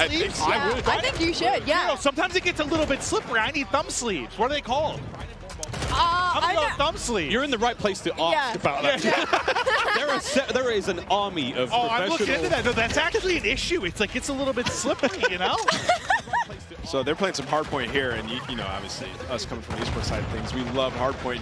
Miles, we were talking about this morning, when there's a hardpoint and there's some elevation above it, you can dive into it, turn around, land on your belly, and absolutely fry. So, you know, there are some movement mechanics for you speed demons out there if you want to make some plays. Yeah, there's a lot of talks about, you know, the way slide works now, and of course the dolphin dive is back. I don't think we're not officially calling it the dolphin dive, Joe's calling it the dive itself. I mean, it's a really fun mechanic. It's fast, and we get to see some gameplay with it. I've actually been walking around talking to some of the sort of the CDL pros, been like, hey guys, try to stop sliding, try to dive a bit more. Come on, Butters, show us the dive.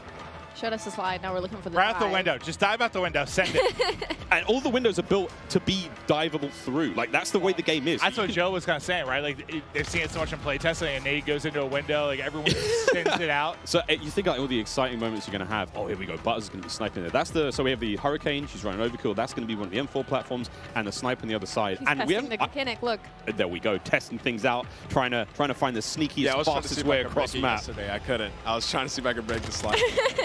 No slide breaking. That works out. Yeah, look at her face. Ooh. She's just like going around, testing out the movement. Someone just runs right in front of her. That works out. Give me a freebie. You know what I'm noticing on this map that I actually like a lot? Not as many doors. Just running through. Not as many doors, I think, in general is the overall vibe. I mean, most of the maps we've seen so far, quite small, very fast-paced. Again, Jeff talking about that, you've got a very distinct feel. It's just like the battle map is very large. Way more intense action. Of course, there's like evasion stuff. 6v6 is a totally different flavor. I mean, that obviously excites us more than maybe it should most. Oh, I mean, we love it, right? Like, we're here to see people go hard, try to win, be competitive, and okay. Another thing, we're seeing a lot of elevation on some of these maps too. You know, snipers are going to be in heaven. Yeah, I think it's max 2 stories, I believe. I could be completely wrong there, but hit it. Hit it. Also, look at that little stock. Did you guys use the sniper yesterday? Yeah, right? No, I didn't. I used it for a whole the cutest little stock I've ever seen. It was so fun. I think we were in the same game, too. Yeah, I was in the back sniping the whole time. I can't wait for the sort of like anime skins and stuff like that, my cute little stocks. Of course, we can put skins on individual attachments now when it comes to making some very handsome looking weapons. Dylan Price, speaking of handsome.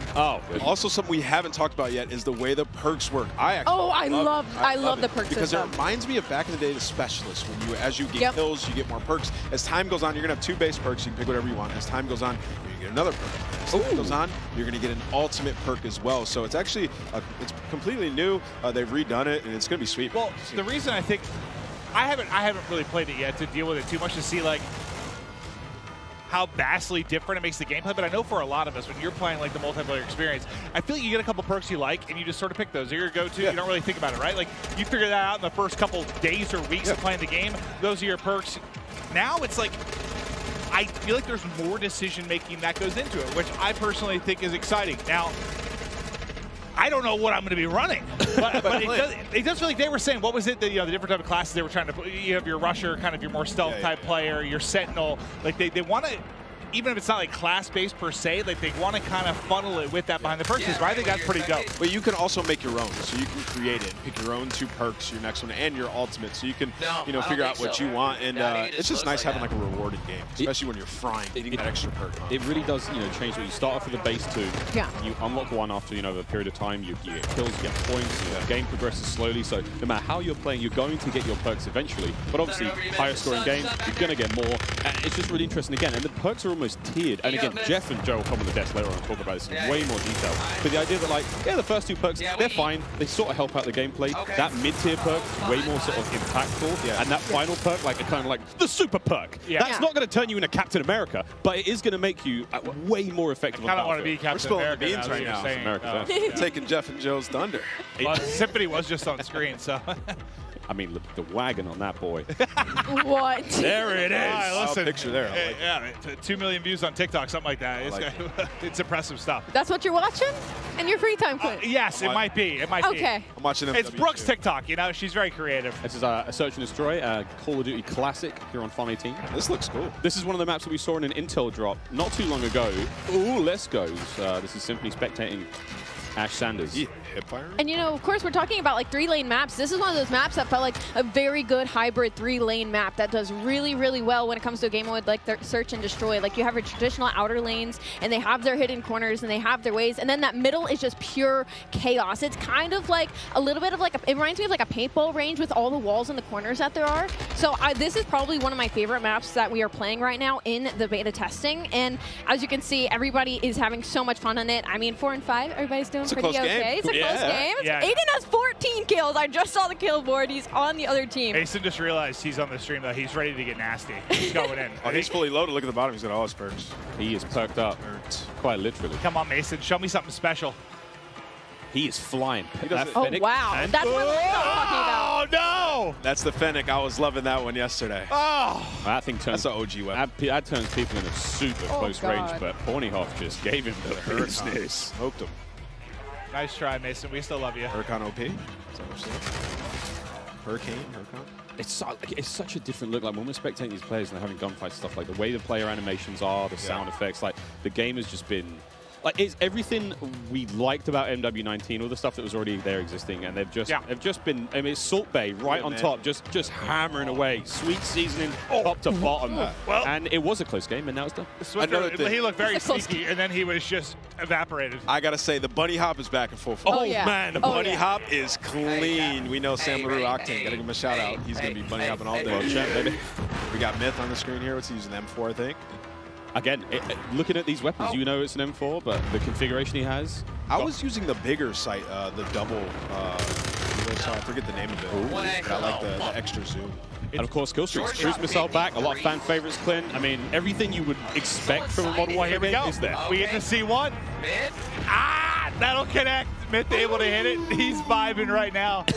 But it's crazy. Like, yeah, bottom right, you were kind of mentioning like how different the guns will look. The same type of gun is based on the attachments that it has. It's wild. There's also in-game settings where you can make your gun a little more narrow, a bit wider, further away. I mean, there's options, you know, just create that sort of visual. Look, you want the game to be as appealing as possible for you. Maybe you don't want the gun to be so big to obscure the view. Maybe you're one of those players. Of settings personally. Like, give me the option to tweak it how I want, right? There's a lot of settings in this game. I'm gonna get lost in that for the entire first day, probably. Once campaign hits, I'll spend about 3.5 hours messing with settings and then getting that first mission. When I see Courage on a 5 streak, that pop up at the top of the screen, it might have. Courage might be popping off. Oh, well, he just died, though, so take it back. Ooh. Come on, Swag. Swag styled. Hit it. Swag. Yeah, this sub looks like it's dominant. Also, all the sounds and everything when you level up guns. Everything is there. I mean, I wish everyone could experience just this environment, though. Like, as much as we're enjoying the gameplay and stuff, how cool it's been. Because, like, a lot of these content creators, like, they're friends or they're familiar with each other. They play games online. But, like, it's not often you get them all in one place like this. It has just been a vibe. Seeing everybody going up, some meeting for the first time. Like, I know Iceman and Isaac, we have interacted so many times on social. I've never met him in person, dude. We hugged for a solid 30 seconds. It was beautiful. And it just shows like how hyped people get for Call of Duty. I was telling you, I was like, I can't believe I still get this amped for Call of Duty after over 10 years. I don't think many things like bring everybody together like this. It is it's special. The beta starts tomorrow, in case you've been living under a rock, or if you've just joined the stream. Yeah, one of the two. One of the two. There's no in between. User interface has been completely changed as well. Dead silence available on that lower right-hand side. Just a lot more sort of clean changes. Of course, the menu system, which you might not have seen here on the main COD Next stream, but individual streamers seeing them going through weapon loadout, seeing the operators there. So many cool changes. A lot more of a streamlined experience. It's sexy. That's not a lot of ways to describe it. I love that, especially like when you click start, you go and you look at your loadout, you switch weapons. It looks good. You can see everything. It's just right in front of your face. You know exactly what's there, digestible, and that's what you need. It's such a fast-paced game like Call of Duty. It's digestible. I also quite enjoy that like it doesn't obscure too much of the in-game screen. Yeah. So if I'm hitting pause, I'm checking stuff out, I still have some kind of like situational awareness when I'm in game. Yeah. And I will say in terms of balance of like ARs and SMGs, of course, this is all of our first peeks into it, but they've looked pretty balanced so far. Like the SMGs have been absolutely disgusting up close, whether the AR gets first shot or not. And at long range, the SMGs haven't been ripping as well. The recoil gets insane at that sort of range. So I feel like it looks like the gun balance as well, regardless of your attachments and what configuration you end up coming with, is fairly much there. I love that because, I mean, it just feels like sometimes it turns into this one gun that can do everything. Yeah. Right? and I think everyone appreciates a little bit of variety. Like an well, AR that's feels like quite an AR, literally what this game is, because you could change your gun up to whatever you want, right? So well, in a way, yeah. But like I think to Ali's point, like there seems to be a little more separation between your SMGs like I haven't seen the do-it-all gun just yet. Yeah. No, I mean, we saw Ayuden, of course, on the Mountain Dew green carpet, like, I want a broken shotgun. And I'm sure he can make it, but broken, we'll find out what that really means. Of course, as the game like sawed off. develops. He wants a sawn-off that kills people across map, that makes him move real fast. I mean, hey, who knows? Gunsmith is crazy. 2.0 even crazier. Well, I mean, we'll see if he can do it. It's wild. I mean, no matter how much work has gone into this, we've got the nerds in the building, and this is where if anyone's going to test some stuff, find some, weird combination that turns a shotgun into a sniper. This is the crew that's going to do it. We've only scratched the surface. Yeah. Oh yeah, we've touched it for 20 minutes. Of what people are going to do with this gun. That's just not enough, is it, Miles? Not enough. No idea what these guys are going to come up with, but it's going to be crazy. I need a good sort of 2 to 3 hours to really look at Chef Tony. This is one of the most famous Italian men in the world. Makes a mean stromboli. We love him. Metal boots on the building. He's got the M4. Metal boots. He's going to run this class setup from now until the next 2 years. We're talking about it can be great to mess around with guns. Oh, Chris Crowder. Listen, I'm not sure what's going on here. Chris has been growing some sort of beard that's happening for the first time that I've seen. He's usually very baby-faced. Now he's kind of going for some sort of supermodel type thing, or maybe like being a rapper, singer. I'm not sure. He's a handsome He really is. He really is. A tiny little bit of a user interface there. If you hold a circle, whatever your sort of crouch button is when you're on a ladder, you can fast slide down it. So that's going to get spicy in fight. By one.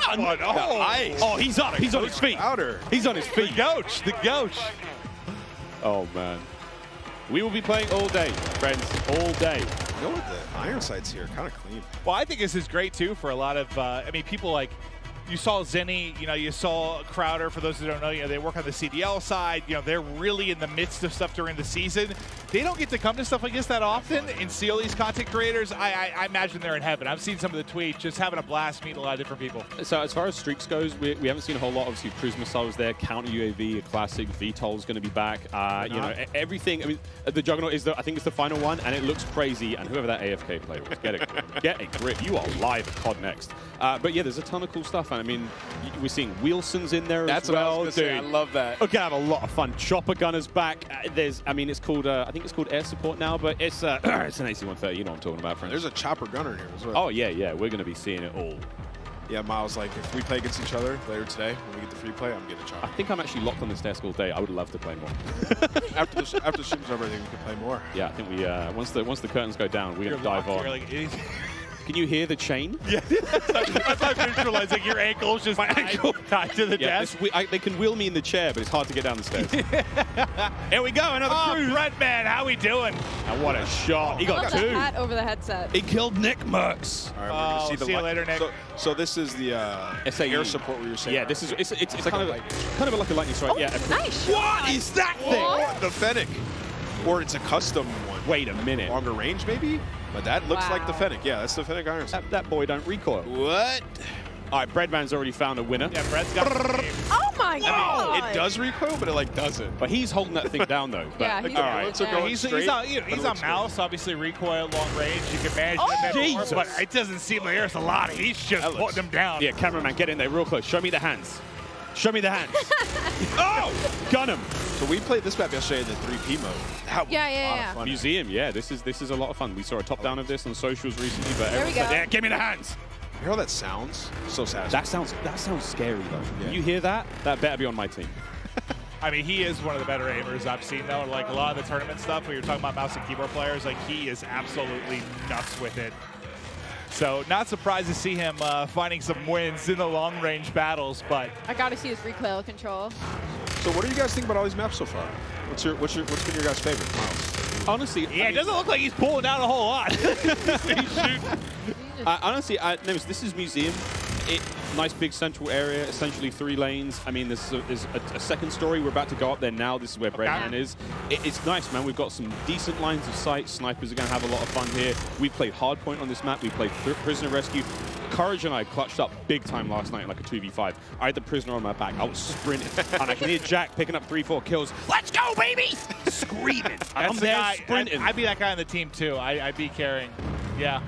It was great. It was really great. We had a lot of fun. There's a lot of cool, the opening breaks and stuff. Like he's on a 15 streak, by the way. Excuse me. Yeah, he was frying. He's literally annihilating the lobby. Yeah, let's stick with him. He's on 15 in a row. Another cruise coming in. Bang! This is the Elgato replay of how this all started. Oh, he gets 2 again. Just ripping him.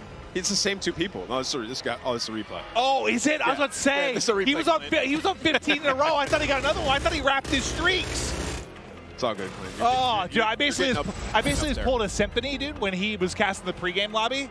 Oh, and it was a tournament. I thought he earned another one. Glorious. Well, last thing I saw was 15 streak. I was fired up for my guy. So he put a. Oh, so it's M4. His just sounds crazy. I think it's the dubbing of the audio. It might be his stream, but either way. It's his stream. That boy is ripping metal. So, again, it's kind of cool to see there on the bottom side of the screen for a moment there how the perk system works. He's already at his 2nd tier of perks, which I think was Spotter. 19 kills. Let's go, Breadman. And, of course, he's working his way towards that final perk here in this hardpoint. Yeah, it's not that crazy. I thought he wrapped streaks now, is it? He is annihilating everyone. 20. He's farming. Yeah, he's literally farming. Somebody kill Breadman.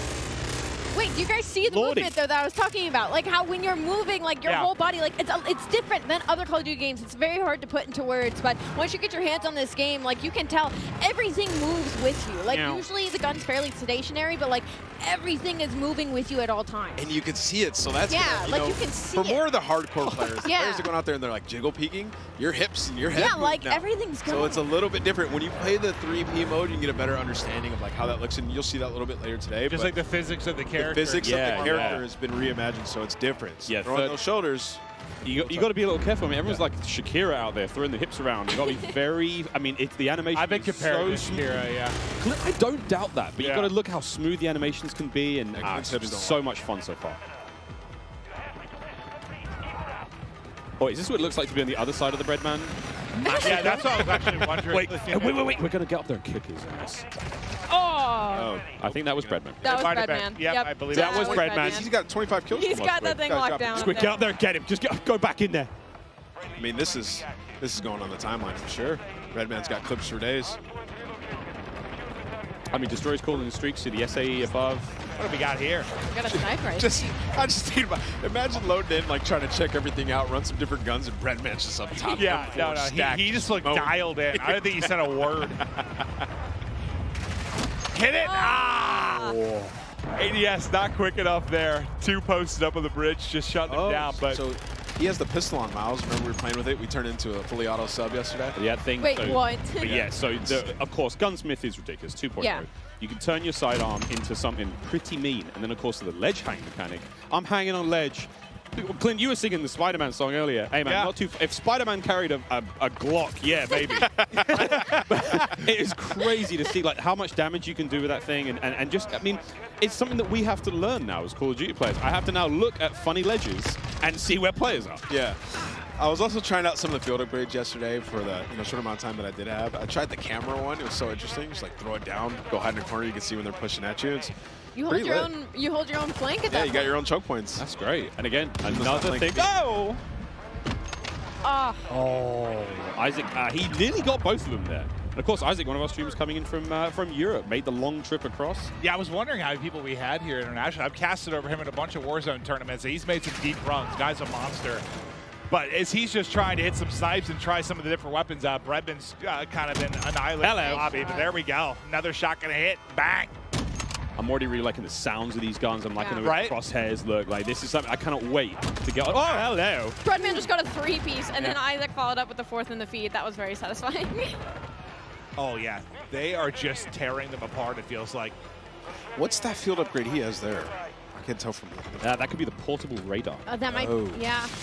So that little bad boy kind of gives you sort of a local sort of UAV, but the radius isn't obviously great, but hey man, in a pinch, I'll take it. Dude, look where that bullet hit. Just hit like right on the panel of the window, so the first shot didn't hit. Second one, that'll go through. I was using this yesterday. It's a powerful shot. It Got feels, a couple collabs. it feels. Oh, wait, somebody saved him! Oh my god! It was Breadman. Oh my god. Nick Merckx was trying to assassinate Isaac. All right, get us out of there. Over to Crowd. Here's the Fennec. You run so quick with this thing. Meow. I mean, look how different this POV seems versus like the sniper POV. Yeah. Right? Like you're moving. You're going. That. Oh, wow. Doesn't matter Okay. though. Okay, Sean J. Sean fries him. Again, this is that sort of idea of like the different, maybe not play styles, but kind of like player attributes here, what you're going for. You know, Crowder is obviously, he's way more aggressive, you know. He might be hitting flanks soon, but the way he's kicked himself out. Whoa. He's in the mix. I think something that you could learn a lot, that all these creators are going to learn very quickly, is there a lot more paths on the map than you know about. Like, on this one specifically, behind Crowder, there's an underground passageway where one of the flags are, and like, I didn't even know you could go down there. Like, I had to wrap the entire building before I figured out how to get underground. So there's a lot more angles and a lot more passageways than I think a lot of these creators are expecting, and that's why we're going to see possibly a lot more assassinations, possibly a lot more cruddy corners, and people just popping out of literally nowhere. Crowder is locked in. And that is the power of the Fennec. That player didn't stand a chance. Yeah, he's in the perfect area to use this weapon. It's like going out, getting peeks, close range combat. It's a lot of fun to use this one, man. I was using it in the majority of the games. I mean, they're not doing a great job in-game. They've got the lead for now, but again, classic Dom. Capture the flags. UAVs and all sorts, kill streaks coming up. No one's, I don't think anyone's going too crazy with any of the kill streak choices. We did see Crim6 with a VTOL earlier. Again, classic from MW19. Yep. I wonder if we're going to see any more today. Oh, you saw that? I can imagine. I mean, this is the chance to test everything. Run through, try different weapons. I mean, as much as I say that, we know how a lot of these people are. They're going for crazy clips. They want to drop bombs. They want to have high kill games. So some are going to find stuff they like, little combination they feel comfortable with, and they're going to send it. But Crowder, yeah, he's in the mix right now. Movement, I mean, he seems pretty comfortable so far. Just the little hop chows. Yeah, the bunny hop freebies. Earlier, just hopping around. You can even hip fire this one. He's picking up a ton of kills. He's loving this class setup. He switched it up from last time. So one of the big things, I mean, before the show started, I walked around and talked to as many of the streamers as I possibly could, and I was just like, you know, you've had a tiny bit of time with the game. How you feeling about this? And almost every single one of them said, I'm really struggling not to slide everywhere. They've been so used to doing that. Get used to it. From MW19 all the way through to Warzone when, you know, we're on Caldera. It's not the same. It's not the same. I can say that just from all the Warzone I've played, like, it's going to take, like, my hand, just the muscle memory of it. Like, I'm just so, I've been slide canceling now for years across the map. It's just going to take a little getting used to, 100%. Yeah, but I do think my hands are going to be very happy, though, I'm not having to do that constantly across the map. Yeah, if you try to slide around now, you might even be slower than just sprinting. Honestly, yeah. That's how it looks. Again, it's how you use it. Is the dive is a really great mechanic for escaping. The slide gets you into different positions, obviously. I like to leave in my head, you know, the ball head. So I think the diving thing's going to be good for me. Just like a bowling ball, you know, Miles? Just sending it through a door, sending it through a window. Maybe diving into someone. You think I can knock somebody out that way? I wonder if there's an attachment for you. You? Yeah. Like a unicorn like a type bayonet power. or something. Yeah, bayonet on my head. Okay, that sounds sick though. Honestly, hold on. If the devs are listening, let's think about that a little bit. A bayonet dive kill. Oh my God, I want that immediately. I'm thinking like, you know, I've got this idea of like, you know, Yondu from Guys. He's got a big fin on his head. Yes. But make that a blade. Absolutely. Isaac. Oh, quick swat again. That is his sidearm. That's his pistol. Again, the range on that bad boy is going to do all that crazy, but you know it's going to rip when it hits. The sniper's just so satisfying when you get the kill. The sound, how deep it is, it's amazing. It feels like there's no drag in the sniper. When you were using an ant, did you have to lead your shot at all, or was it a direct hit? It felt like an invasion, like I had to lead my shot a little bit, but that could just be because I'm rusty. Oh, that's And I was trying to shoot across the map. But you can get some feeds, man. Like I got a couple collabs with this gun. It's super powerful. Sniping is back, friends. Not to dub. Snipes feel fast and fun again. 64? What? We thought Bread was popping off. Destroy's up there frying. He's got double the score of everybody in the lobby. Ooh. All right. Look at this. Oh man, through the door with the pistol. A lot of windows on that map as well. A lot of glass above those door frames. I found on, you know, keeping the teasers at it, but like opening breaks and stuff. A lot of sweet nade spots already. Yeah, I can't wait. I cannot wait. A little peek at the menu here now as well, of course, while Isaac gets ready to get into his next game. So much in Modern Warfare 2. We're almost actually ready to keep the show running. Jess, you're down there with Zuma. Tell us how Tommy's doing. Miles, that's right, I am right here with Zuma, Tommy Properado himself. So, I mean, you have now had your first taste of Modern Warfare 2 here at COD Next. What did you think? Oh, it's incredible. The game feels super smooth. The gunplay is awesome. I like the time to kill, and the maps are dope. A lot of close quarter gunfights, and, you know, I've been having a blast, man. The chat's loving it as well. They're loving it. So there's so much to talk about, you know, new modes, new maps, changes to the gunsmith, but what really stands out to you? Like, what are you excited about? I'm really excited just to get the competition going. I mean, I'm excited for the CDO, and I heard them talking about ranked play, so, you know, I'm really excited for that.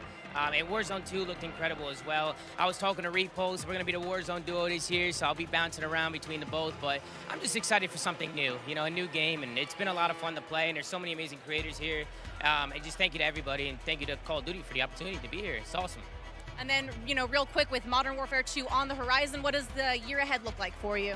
Man, just a lot of shows, man. A lot of flanks, a lot of streams. I mean, the content's going to be pushing all year. So excited, man. Zumafi's going to take over, and we're going to have some fun, man. We're going to have some fun. All right, well, thank you so much. That is all from me for now. I believe I'm handing it off to my dear friend, Lottie. Thank you so much, Jess, and it is so good to be here. My name is Lottie. First time on the desk, first time, of course, being in this incredible arena. I have a lot of wonderful folks on this desk, but it is now time to chat about an epic giveaway from our friends at Jack Links. Each Jack Links supply drop includes a brand new copy of Modern Warfare on the platform of your choice, delicious Jack Links limited edition products, and brand new epic in-game items that I promise you'll be dying to get your hands on. So check this out on how to enter. Looking for an epic way to celebrate the launch of Modern Warfare 2? Jack Links has got you covered, giving you the chance to win the ultimate Modern Warfare 2 supply drop. Keep an eye out during the broadcast for the Jack Links Sasquatch to appear on screen. If you see it, grab your phone and scan the QR code, following the prompts to qualify for entry. Tune in to Call of Duty Next. Squad up with Sasquatch and level up for the ultimate viewing experience, courtesy of Jack Links. Terms and conditions apply. All right, folks, so keep your eyes peeled to spot the Sasquatch on the screen throughout the show. Scan that QR code and enter all your information for a chance to win. But it is my absolute honor and pleasure to be on the desk, of course, alongside Maven. But we also have Jeff and Joe on here to talk all things Modern Warfare 2. Of course, our multiplayer design directors here. And we're just going to get a bit nerdy, to be honest. You know, we're going to look at a bit of gameplay. I am so excited to talk about it. But Maven, I've got to ask you, what do you want to dive into first? We have the two guys that are going to answer our questions. Well, here. first off, by the way, you guys killed it in the opening of the show. Thank you. Know, it started real smooth. I'm sure nerves are going a little bit, but it was awesome to see. But I know we're going to have gameplay that's going to be popping up. We're going to chat through stuff. But I think one thing I kind of want to chat through is just there's been a lot of significant changes. You guys are always looking to how to kind of tweak the wheel a little bit. Can we chat through kind of the perk change and where your head was at with regards to that? Because it's a big change. It's interesting. Yeah, you know, perks haven't really been touched for a long time in the series. And I guess by nature, they're passive. And so most of the time we found people just, you know, find the three that they like, and that's it. They kind of forget about the I said that earlier. That's me. Yeah. Like, I find a few I like, and like that's my class. There we go. We just wanted to come up with a system that was a little bit more engaging, and so we grouped them into 3 different categories. You get 2 to start with, and then you pick a third, and then you pick a fourth, and they're rewarded as you play. You really like how they proc at the end. Yeah. I mean, an announcer comes up, tells you what perk you got, and it kind of re-engages you with what's available, right? And they're earned through time and score, so eventually you'll get them, and you're not gonna. It doesn't reset on death. It allowed us to kind of like create a couple more powerful perks and put them at the end, because you're not going to have them the whole match. And there's some interesting depth there where you can say, okay, UAVs are really powerful early match. Like, there's different things you can do where you're kind of like, if you're one of those players who really wants to noodle, you're like, okay, I know these aren't in play yet.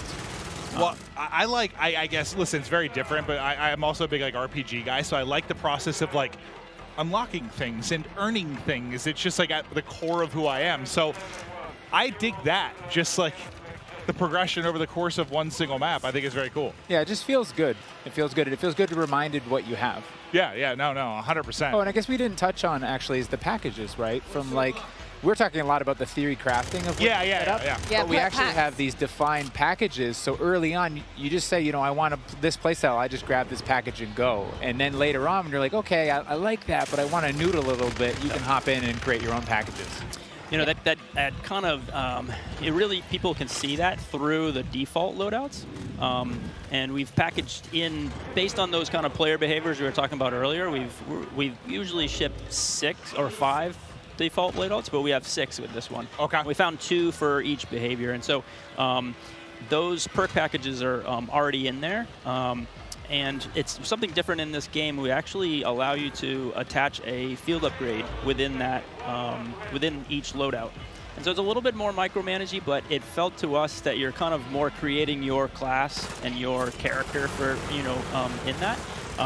So people in the beta should really try out those default loadouts because we put a lot of time into how those play. Well, I'm curious in like playtesting, did you see like I'm sure everyone has a way they view themselves as a player. Like maybe you want to start as more of like a sentinel type. Did you see like as people got more comfortable with the game, like an evolution towards maybe a faster pace, or what did you notice when playtesting these different types of things? Yeah, I mean, I think overall most of our players are rushers. Yeah, but, you know, you're not wrong. Depends on the circles you run, but you know, there are these other players, and we wanted to just make sure that we're supporting all of them. And so, some of the field upgrades can be more sentinel and trying to hold down positions. But that's why we added in the DDoS, like we said, to kind of just say, I've had enough. I want to pause all this stuff and make it go away.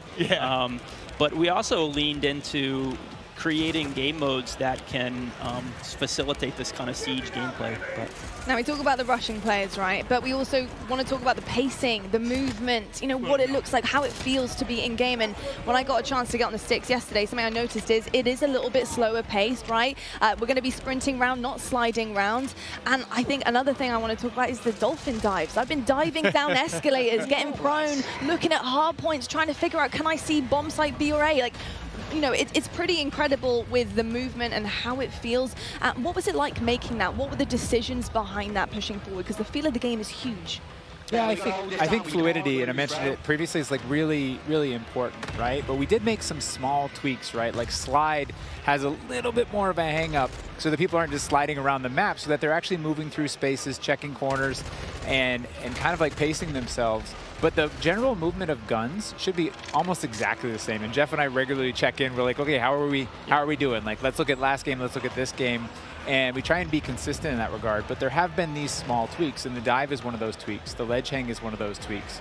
And those will change how people move through a space, right? You won't throw yourself over a wall, you'll peek that wall first. Yeah, I love the ledge hangs because, just testing out yesterday, being able to kind of ledge hang and really use it as intel as well. I think when it comes to multiplayer and competitive side, that's kind of where I'm at here, is being able in S&D, just being able to know where people are, give that intel to your team, peek that back down again, making sure you're not getting your dome ripped off by a sniper, of course, major stuff here, but and exciting that the fact that you can get your secondary weapon out and start to put a bit of damage in and help out there. So in terms of ledge hang, where did that come from? What was the idea behind it?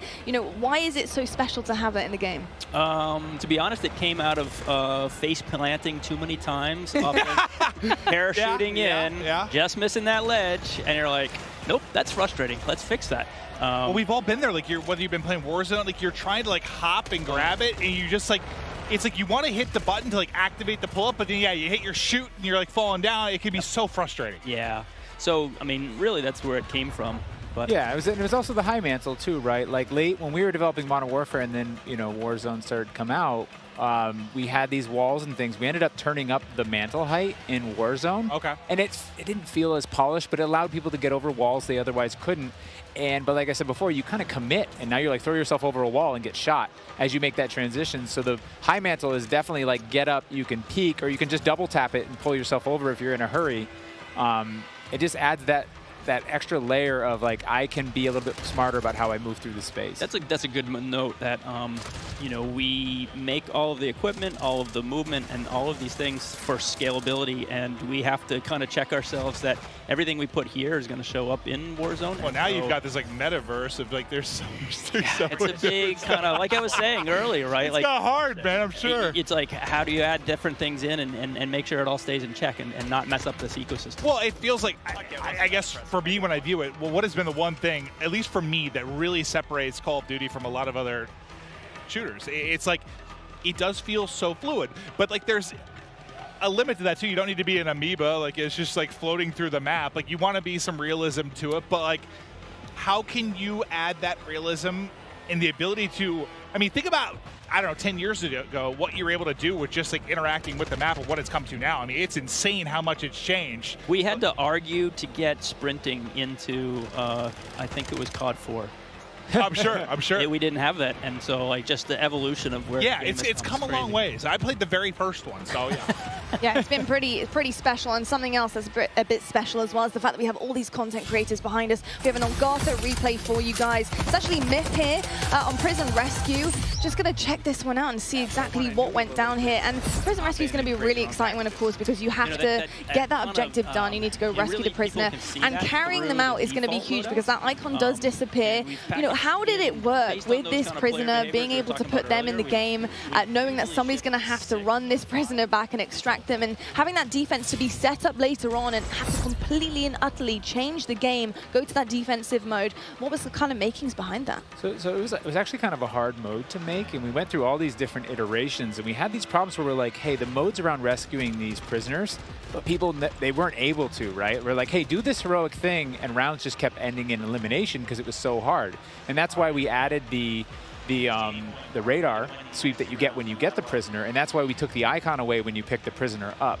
Because we were going through, and we tried with one prisoner, we tried with two right next to each other, we tried all these different iterations, and it took a while before everything kind of clicked. And often when you're making game modes, you don't really know. Like some of them pretty quickly, you're like, oh, there it is. Yeah. But this one took a lot of work, a lot of finessing, and then we finally got it to where there is this balance, and we're seeing more hero moments. And that replay we saw, he actually, I think of that one, but while we were talking earlier, I saw him actually pick up the prisoner and take it all the way to extract and have that run, and that's what we wanted, that hero run. Yeah. I'm just thinking about like how crazy it's gotten. Like I don't envy you guys at all. I mean, I do. You have great jobs, but like the fact that you have to think about like everything within this sandbox, like from when you're trying to make a new mode, like how is some new movement or anything going to affect Warzone? How's it going to affect Ground War? Like, I think every game you have that moment at the end of the previous one, you're like, okay, how do we squeeze more blood from this stone? Yeah, right. And it's like, but then you start iterating and trying different things, and you do kind of like, all of a sudden it's ballooned and you're like, oh no, we have to cut stuff. We have too much. Yeah, I mean, Jeff, Joe, this is a pretty hard question, but just to kind of wrap things up here, you know, I think when you talk about Call of Duty, when you listen to feedback from players and different generations, they always talk about that nostalgic feeling that they get when they get on the game. What is it about Modern Warfare 2 this time around, this title in particular, do you think that is going to bring generations back, years to come, and say, look, Modern Warfare 2, excuse me, was my game, and this is why I want to play it year in, year out? Yeah, you know, nostalgia is a weird thing, and I know from working on past games and people speaking so highly of these different things, and it's kind of where you're at in your world and your friends and things like that. And so for us, we can't really control that, but we try to lay out kind of, I don't know, for the lack of a better term, like you're kind of laying out a nice meal and you're hoping that everyone enjoys it. And from all the systemic play with all of our equipment and all these different interactive systems, we're just hoping that fans find new and crazy ways to play the game. I don't know. What about you? You just want it to be fun. I mean, at the end of the day, right? Yeah. Because nostalgia, you got to probably tune some of it out. Like some stuff, that's tough. You don't know what's going to become nostalgic, right? You don't know. And I think one of our strengths is that I run into people all the time, and they're like, I'm an S&D player. Yeah. I'm a Warzone player. I'm a Plunder player. Like, you know, like I love TDM. I just play that. And so it's interesting that we're fortunate to be able to make all these different offerings so that people can come into our game and they're like, I love big war, vehicular combat. I'm going to ground war, right? And so I think that's an advantage that we have, that people can find their place, the thing they love, bring their friends in, and then years to come, they're like, I remember that. That was awesome. Yeah, a bunch of different experiences for sure. And I got to say, the fact that we haven't even really scratched the surface yet, you know, we're here at the reveal, we're seeing it for the first time. There's so many questions that we have as well. I want to know what some of the challenges have been for you guys to develop this game, to really get it to the point that it is now where you are comfortable to show it to the world and reveal it. You know, what some of the hardships been along the way in this ride? You know, I think the big kind of elephant in the room is just, you know, a lot of this was made from people's homes, you know. You're looking at people's art and work that, you know, people in their home spaces is their living room. Wild. It's wild. I work out of a shed in my backyard. Like, there's people in their mom's basement. I bet it's a cool shed, though. Not really. But hot. You know, but the fact that we can get this done through, you know, millions of Zoom meetings and millions of kind of keeping everybody up to date and so many different studios, not just ours, you know, all these different Activision studios to kind of keep on point and make sure that everything is, you know, good and great. It's been tricky. Yeah, I think it's I think it's a great segue to, like, we have a really talented team, and we're up here representing that team, whether it's the multiplayer team, the engineering team, the animation team, our team, and they're all specialists in what they do. The fidelity on our view model animations, the guns, everything, the art and the maps, the design. Our geo designers, they make these 6v6 type maps, they make these huge ground war maps, and they put it all together into this massive big map, and everything needs to sync. And so all we can do is thank them and do our best to represent them. I'm kind of curious, were there any, like, positives for me from a creative standpoint with, like, the fact everyone was in the office and, like, everyone was kind of, like, away? Like, I almost feel like maybe that would lead to some interesting ideas. Like, when everyone's maybe not in a room and, like, maybe one idea kind of takes precedent, like, everyone's just kind of isolated a little bit more. I just wonder if there was any, like, creative advantages there. Yeah, I think a lot of people were worried that kind of like productivity would go down by living at home, but we just found that everyone was so passionate about, you know, making this game that they could either play a game or their PCs sitting there and they could make the game better. And they're, you know, consistently working way too much, and we're like, hey, calm down, we're good. Let's get, you know. So I think that is a little bit of the fun part. What I heard in some cases, like, productivity actually, like, went up, which people didn't expect, and, like, now people are downscaling offices. So I was kind of curious if you just had, like, a lot of, I don't know, superstars kind of show up and pump out some really amazing stuff. Yeah, it's tricky because, you know, we've just now been coming back in and getting kind of that kind of community in the office, and that has been a great way of kind of solidifying the game and getting people back in and feeling you don't get the big hoots and hollers when you're at home, right? So we get people in the office, we get them in the big pit, and we're all playing. And Gold like, star. Yeah, you get that feedback loop of like, I made good stuff, and someone's happy. Yeah. Look, drawing back the curtain a little bit, because when I think of how to handle a brand new game, a brand new title, bringing all these exciting factors to it, I'm thinking of, like, bare bones, you know, in your shed maybe, with a whiteboard, you know, just writing things on, just brainstorming. What is that process like? You know, building the blocks, building the foundation behind this brand new game, putting those ideas down on paper. How does it work for your team? Well, that's a big question. I mean, one aspect we used was we tried to kind of break everything down as simply as possible, and that really is just like a one-on-one interaction. Yeah. You know, like, if you imagine how many times a one-on-one interaction happens in multiplayer or in single player, and, like, what does that look like? You know, they could just shoot each other, but, you know, it's what is in your loadout, what's in my loadout. It's almost like it's like a card game where I use my flash and you use your smoke, and and so, like, we really worked on how many permutations and how that can play out. And so we figured if we can get that to come and play out in a lot of different ways, we can make a really deeply replayable game, which should, you know, make everyone really happy at the end of the day. Nah, it seems like everyone's having a blast so far. I mean, this in general, it's got to be pretty special to see just this many content creators here, gassed up, enjoying the game. I mean, it's been absolutely incredible. Honestly, Jeff, Joe, thank you so much for being here, giving us all the insights, letting us nerd out a little bit, ask all the questions that we're dying to know. But I tell you what, it is about time right now to head on over to the main stage to talk a little bit more about COD Mobile. We've got Beef Mummy and Matt Lewis over there. Let's take it over to them and see what they have in store. All right. Thank you so much, Lottie, and welcome back to the Command Center presented by Xfinity Rewards. And it's time to finally drop into some epic Warzone mobile gameplay. And joining me here, none other than Matt Lewis. I've been so excited to bring you into this stage. He is the Vice President of Product Management for mobile. Thank you so much. I am super excited to be here today. We just have some awesome gameplay. We have some cool new surprises for you. So I'm just really looking forward to sharing this moment with you and with just the entire Call of Duty community. I'm so excited. I'm just ready to get into action. And obviously things are just heating up over here. And it really is impressive what you've been able to pull off here. And watching someone play, it looks great. It feels great. It's as if it's running off a console, to be honest. It's true. How did you guys make this from the ground up? Yeah, it's a great question. So one of our game pillars was what we call relentlessly Warzone. I like to think of it this way. There are a set of emotions and an overall gameplay quality, something that's felt when you play Warzone. And for us, you know, that's something, it's a product of these proprietary combat and movement systems, the Verdansk map, tons of vehicles, and some unique Warzone mechanics, things like the gulag and in-game loadout drop. So you put all these together in a pot, mix them around, put some magic powder in there, and boom, Warzone. So games, they can try to match this recipe and they can spend a decade, you know, iterating and testing and trying this and that, but they're just not able to quite get there. So for us, being on the same technology, it means we don't have to tinker nearly as much. It's just an incredible advantage for us.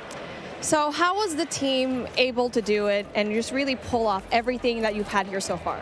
With tons of coffee. No wonder why we don't have any more coffee here backstage. Yeah, exactly. That's the truth. All the coffee in the world is how we were able to do it. No, you know, one of the things that I just love about this project, it's a really great mix of talent and experience. And for us, that concoction was what allowed us to have this kind of great end product. So for us, you know, there are 4 major studios who are working on Warzone Mobile. Activision Shanghai, Beanox, Digital Legends, and Solid State Studios. So our philosophy, it's been to mix together really amazing Call of Duty console and PC developers with some of the best mobile developers in the business. Because that's what we want, you know, an authentic, adrenaline-pumping Warzone, but something that is ultimately in this made-for-mobile, amazing, super polished mobile experience. It's been so much fun watching all of these streamers today, and this game looks like a really great time. What is the best way for our viewers at home to guarantee they will be the first to drop in and play Call of Duty Warzone Mobile? It's a great question. It's a great question. So for us, pre-registration is going to start today. We'll have a little bit more on that later. We're super excited. And if you're on Google Play, if you log on to the Google Play Store right now, you'll be able to start to pre-register. If you're on other platforms, please keep an eye out on all the social channels. We have the social channels live now, so follow, comment, all that kind of good stuff. And we're coming soon on the Apple App Store for pre-order. We have some incredible rewards. I'm going to talk about those maybe in a few minutes, but maybe for now, kick it over, check out some gameplay. Oh yeah, I can't wait to go and pre-register for myself. I'm just so excited. But that brings an end to our coverage of Call of Duty Warzone Mobile. And honestly, it's been such an amazing, great time here. But obviously, before we do end all of these, we're going to try to see what kind of fun all these streamers are bringing it up over here, because we are taking up on the screen right now. I mean, this ends with us just trying to introduce the game, but obviously every one of us, we want to see the gameplay. We want to see everything that's happening here, and obviously I am with the best person to talk about everything that is happening here on your screen right now. Oh man. So when I'm looking at this gameplay right now, for me, one of the things I love about Warzone It's that vehicle play. The vehicle play, the movement, and the combat systems all tied together. I'm a thumb player. I can't do the claw myself, so when I see other thumb players in particular on the vehicles, it's a soft spot for me. I just feel great. Yeah, I mean, I feel like a lot of the players right now, even if you're not on mobile, you just see this map and you go back way back 2020, and you're just seeing this map Verdansk. It's just you're basically having a little bit of a throwback from when you used to play this map, and you get to play it here on mobile. And so I feel like it's just so exciting to finally see this map back into life. And really, we're just ready to play. I know, yes, we're in alpha right now, but I played the game yesterday. It feels amazing. 100%. I think you nailed it. I think the team is really, really, really happy with where we are. If we think of the development process, we typically think about 4 stages, and we're in the 2nd stage right now where we're live to some amount of people in our alpha, and we're going to be entering a beta shortly. So for people who are interested in getting their hands on the game, the best way to do that, to pre-register now, follow all of the channels on social. There'll be some great updates there. And we just have loads of improvements, loads of surprises too. We just have some super cool stuff coming in. New features, maybe some new gameplay. Gunsmith is looking absolutely incredible. I think players who are familiar with it, they're just not going to believe what we have coming out with soon. And as you can see over here, we definitely have streamers that you're very aware of already just logging in, checking out Warzone Mobile. And it looks and feels amazing. As you can see on your top left screen. We were talking about this beforehand, right? One of the POIs that we really love to talk about is Boneyard, because for me, in my experience in Boneyard, it's great. It has so many chests. You definitely can get a lot of money, but the moment that you drop in, you already know there's a bounty on your head, most likely. Me too. Boneyard for me is my favorite. I'm a player. I like to equip 2 things. I always like 2 primaries for myself. A shotgun is a must, and I like my shotgun and my sniper. People make fun of me for it, but that's what I love. Boneyard allows me to do both those things. I tend to like to hide out myself in some of those little airplane shells, wait for unsuspecting people to come in, and you know, sometimes I'm lucky and sometimes I'm not. But that's me, Boneyard all the way. The fun thing for me too, we've been noticing, some people have been noticing, Bobby talked about this a little bit earlier, is, you know, being able to go back into some of those points of interest that you like, in particular ones that were former MP maps and previous Call of Duties. It's just one of the things that makes Warzone awesome. I know people were talking earlier like, oh my God, Superstore, Superstore, Superstore. Oh yeah, speaking of Superstore, I mean, I like dropping in there because I feel like I'm going on a shopping spree, grocery shopping, all the weapons that you need on the ground, they're over there. You know, but the thing is, it's in the center of everything. You're in the middle of everything. So if you want to go and just go away into safety, you're going to have such a hard time because you're worrying about people up top. Airport is right there. Boneyard is right there as well. So I feel like for me, like since we're seeing Boneyard right now, it's kind of like a safe little spot because it's right off to the side, but you still get really good loot as well. Totally, well said. And for me, one of the things I love about Verdansk as a player is there are these mix of different ranges. You have really close quarter, inside combat, things like Superstore. You have some long distance sniper areas. Some people I know like to go on top of dam and try to pick off some enemies. And then you have things that are great for AR, you know, that mix of ranges. So it really is kind of like, you know, choose your own adventure. How do you want to have that kind of gameplay? Well, talking about the gameplay that we have right now, we definitely want to have a little bit of a look into the different streamers that we have, because obviously you can see here the duo. We got Hawks, we got Bobby Plays, and they're definitely really known in the scene, especially when it comes to mobile. And so it's really exciting to finally see these guys enjoy the game, because we've been talking about this for such a long time. And I really asked Bobby, are you going to be here in this event? I saw your invite. I wanted one as well, but obviously I sneaked into the COD Next event and was finally here, finally able to you know, see the alpha. But hey, since we're here, taking a look at what's going to happen here on the right side of your screen. You're taking a look at the map, and it's like, it's exactly what we saw in Warzone.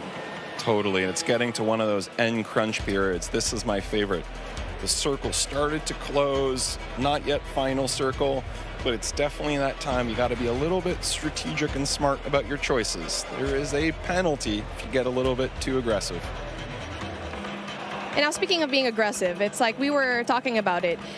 it's really a matter of where you drop, because obviously the tier 5 loot zones, the tier 4 loot zones, you'll always have that risk, but obviously the reward is a little bit more high. I mean, especially if you're going to be dropping at the very ends of the map, at the very end sections of it, where yes, you might not have better loot, but you might have a better time not really looking for those kills. But the best thing here is you need to find that middle ground in every BR game that you have.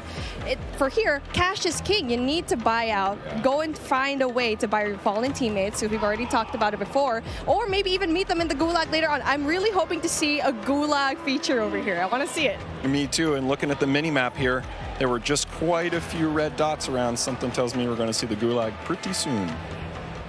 And now we're talking about the weapons that they have over here. Obviously, it's something that we've seen already. The Fennec, I feel like it's going to be a really good gun. And speaking of, there you go, gets one. So that's a really good start for him. So hard up. We can see Bobby Blaze.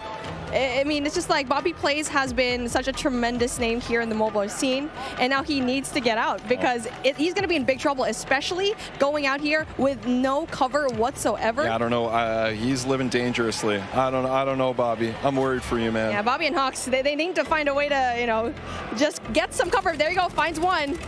Gets the kill, and that's going to be really good for them so far. So again, so far so good, and I'm really looking forward to kind of just talking to the guys later on after this gameplay, right? I feel like they have a lot to say. Me too, super curious to hear. Also curious to hear how this interaction here ends. I want to go back to one thing you were saying earlier with the loadouts. One of the things for me that I just absolutely love about Warzone is being able to have this little in-game economy and the strategic choices that happen as a result. Sometimes I want to get my own loadout. Sometimes, no, I'm all about buying a new score streak, leveling up, helping my squad that way. There's a really nice element of strategic choice, and it's ones that we know players in Warzone 1.0 on console and PC, they just absolutely loved. And, you know, in mobile, there's really nothing quite like it. So just can't wait for players to get their hands on that. Oh, most definitely, because I had my hands on it yesterday. I'm not very good at it, and that's why I'm being a shoutcaster. I'm just kidding. But really just playing the game and playing Warzone in general, it feels as if you're playing the same thing on console and PC. And so that's such a huge deal, especially since you're putting it in such a tiny device, tiny but powerful device, and to have the same thing here. Not only that, it has its unique aspects as well. I think we've already mentioned it before. Mobile, yes, even though you already have it, Warzone is here, it has its unique features. Big time. And when we started making the game, we listed out all these options. We could make something that was totally not connected. It was its own mobile experience, no connective tissue to Call of Duty console or PC. And on the other end of the spectrum, we could do an exact port, something that felt exactly the same, had, you know, same experience, same economy, same everything else. What we decided in the end was, you know, there are different principles that we want to achieve. We want to make sure on the core game, so here, the moment-to-moment gameplay, it feels just as good as Call of Duty console, because really, for us, that's the best shooter in the world. We want to make sure that we're rendering that properly on mobile. We just think there's nothing better. At the same time, for mobile players, there's certain customizations that are really important. Sometimes on the event side, or what we call internally the live ops side, but also just on the controls. So we want to make sure we're taking those best of both worlds and adding them together into an experience that just feels like nothing else on mobile. We think we're on the right track. Yeah, well, speaking on the right track, Noah from YouTube getting these kills already, and it's our first time seeing him right now. So again, where he's at, it's going to be a prime spot because it's not going to be too crowded, as you can see here, but you can also get really good loot. So that is definitely one thing that you want to have. And now for him exploiting all of these, I can see the movement is very much like Warzone. I feel like for me, that was one of the bigger questions. It's like, what's the movement going to be like? And you can see here, it's good. He's done. He's already kind of felt the game pretty right to the fact that he can get a lot of these kills. And so how was it like trying to transform into the movement coming in from Warzone, going in here to Warzone Mobile? That's a great point. We thought movement, that's one of those things. Movement and really the whole combat experience, it's something that we just felt like we don't want to mess with it too much. It's so special. It's what makes Call of Duty Call of Duty. So for us, it's about rendering that in the right kind of way. And again, not totally there, but man, we're pretty happy with where we are at this alpha stage in the development process. I'm just so excited to see every one of these streamers just battle it out, especially at the very late game where you get to see the circle just kind of closing in. But obviously we only have a set amount of time, and that brings an end to what we saw when it comes to the gameplay of Call of Duty Warzone Mobile. And it has been really fun, really exciting to see all the streamers playing the game, and we still have way more lined up for you. But with that being said, let's bring in Xavier for a special sideline update. Yeah, what's going on? WWE superstar Xavier Woods, aka Austin Creed, here with the only, the man, the legend, Myth. I'm here with Austin Creed. Woo! Having a good time. Good to see you, man. Good to see you. How you been? Brother. I've been great. Good. I'm having such a good time so far, man. It's crazy. Well, I love to see you. Yeah. Now, first things first, we've all been at home for a long time, and now we get to come out to come do an event like this. You get to see all your buds, play Call of Duty with all of them. How does it feel being at this event right now? Honestly, there's like a 13-year-old little boy like inside of me, the 13-year-old version of me that's like freaking the fuck out. Sorry, I don't know if that's allowed or not, but my bad. I won't do it again. But like, I am losing my cool. Like, I think it's awesome to think about the fact that like I'm at a Call of Duty event and one of this scale for a game that's this big. Right. Yeah. Well, since you got to play the game with a bunch of people so far, what's your favorite thing? Ooh, my favorite thing, an individual thing. I think so far what I've come to really like is I feel like they took everything that I loved about Modern Warfare and elevated it to the point where like the visuals, the gunplay, the feel of everything is just really polished and tuned. And that's part of what I really, really loved about Modern Warfare. Nice, nice. Now, you're going to get into some Battle Royale later today. Is there anybody here that you are excited to find and take out on the battlefield? Give me Give me Symphony's Pidgeotto ass. You know what I mean? I want to take him out because you know he's known as the cheater, the Warzone kid, and he's my good friend of mine. So I feel like it'd be legendary if I was able to just smoke him in the new Modern Warfare 2 Warzone. You know? Well, there we go. There we go. We're going to be watching. Yeah. We're going to see if you get it. All right. Appreciate you guys listening. Back to you, Lottie. Great job, guys. That was awesome. Did they freak out back there? Awesome. Yeah, that was great. That was so fun.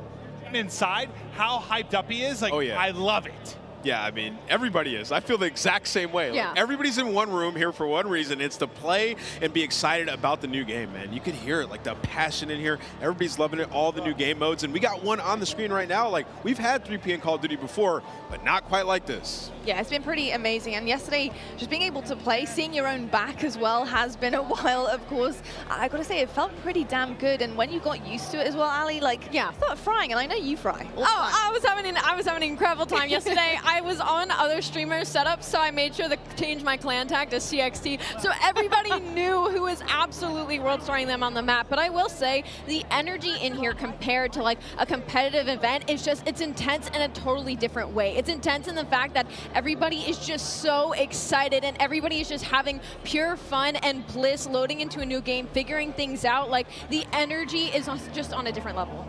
It really is on a different level. This looks sick. It does. Yeah, what I like about this, Clint, is in 3P, you know, it's 3P, you use the corners, get that advantage. But when you aim in, I was worried about... It feels really natural. It looks really natural. Yeah, I was worried about how seamless it would be from like going from 3P to aiming in, but it's perfect. Your centering feels on point. If that's how you play the game and try to keep your, you know, red dot in the middle, you can play like that, right? So it's really nice, man. It works. Well, the only time I'd really mess with it too much for me was the COD Mobile BR, like the first iteration of it, like that kind of that 3P to first person. That was the first time I really had messed with it much, and it felt great. So it's really cool to see them try to double down, create a game mode here. Yeah, and you can also looks really seamless, like you said. You can also kind of see how your character moves. Remember what we were talking about earlier, Ali, where it was like the character, the movement, like it feels different. It's reimagined. Like when you're jiggle peeking, you can see the hips, the head move, everything. Yeah. You can really see that in the 3P. That's what, you know, when I had that realization, I was playing that earlier. I was like, okay, I'm going to have to play these angles a bit differently. And, you know, if you're a little bit more of a tactical player,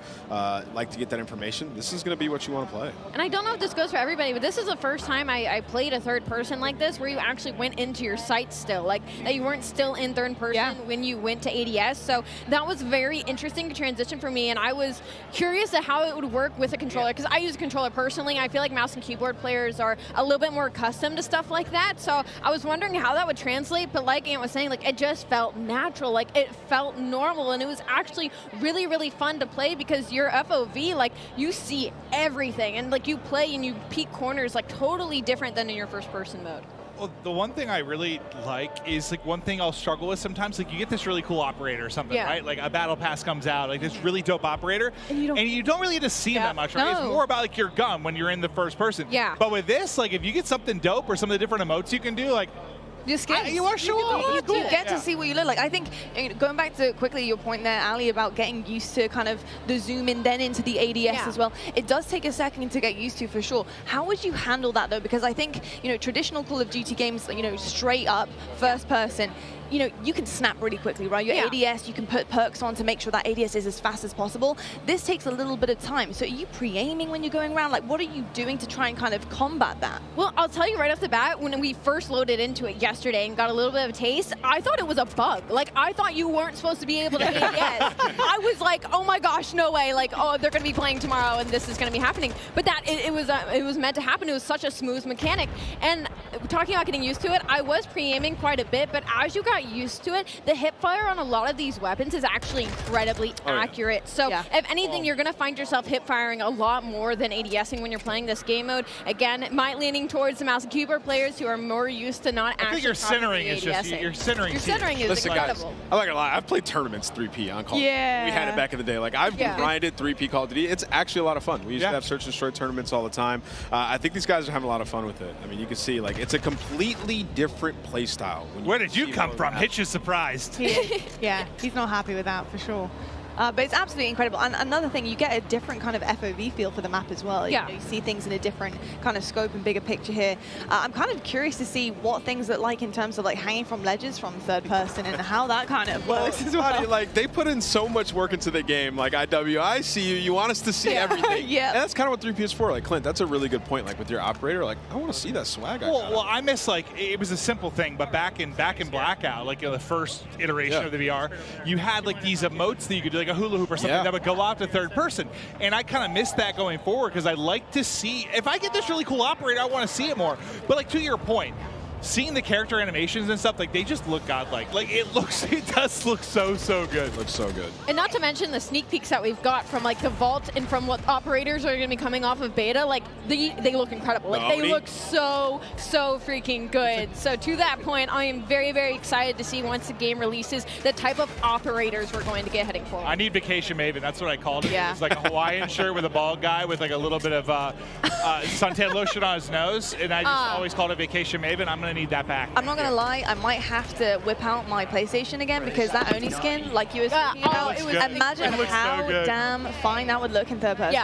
Like insane. That skin was doing the walk and everything. Oh my god, in both hands. Like I want to reenact that live in game. It'd be absolutely incredible. I mean, this is already looking so much fun. I remember playing this yesterday. I got in a lobby with Ayuden, and yeah, that was really rough. I was actually playing on Cloaksy's station, and I've definitely given him a bad name. I've got to say. You said that you thought Ayuden had a personal vendetta. I did. I mean, this guy, he really doesn't like me. He really doesn't. But you know, it was so fun. He doesn't like Cloaksy. It wasn't you, I promise. Exactly. He's probably like, who is this? It can't be Cloaksy for sure.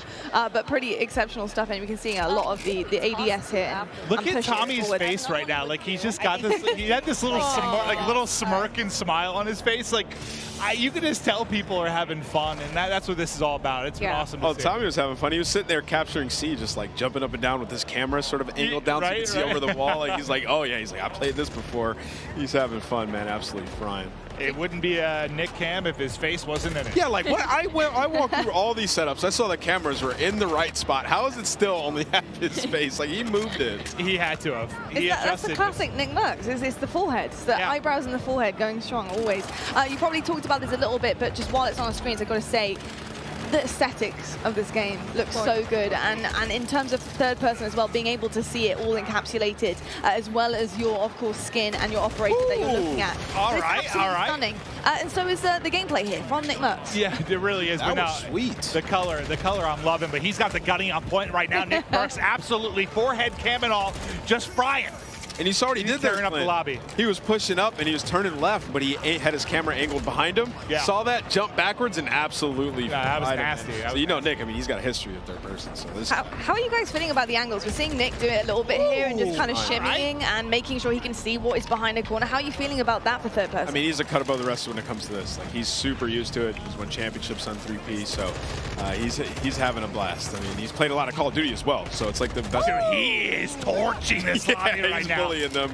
But no, I think there is definitely, there's a learning curve to it if you haven't really played it. And yeah, he has a lot of experience with this type of camera, this type of gunplay. And I think you're seeing that absolutely right now. Just the movement with the crouch to the block. He's a little disappointed. I think it's a nade that takes him out, but he was tearing the lobby apart. Yeah, it makes it look way too easy, I'm not going to lie. He makes me feel like he looks a lot more natural than some of them, right? Yeah, he does. Even some of the POVs we went to, I think you could tell they've been playing a little bit. But his looks a bit different, without question. Oof. It's going to be a rough one. He's not happy. He's not happy about that. Absolutely insane stuff, though. It looks absolutely incredible as well. Yeah, he's frying. He's absolutely frying. That's your teammate. That's your teammate.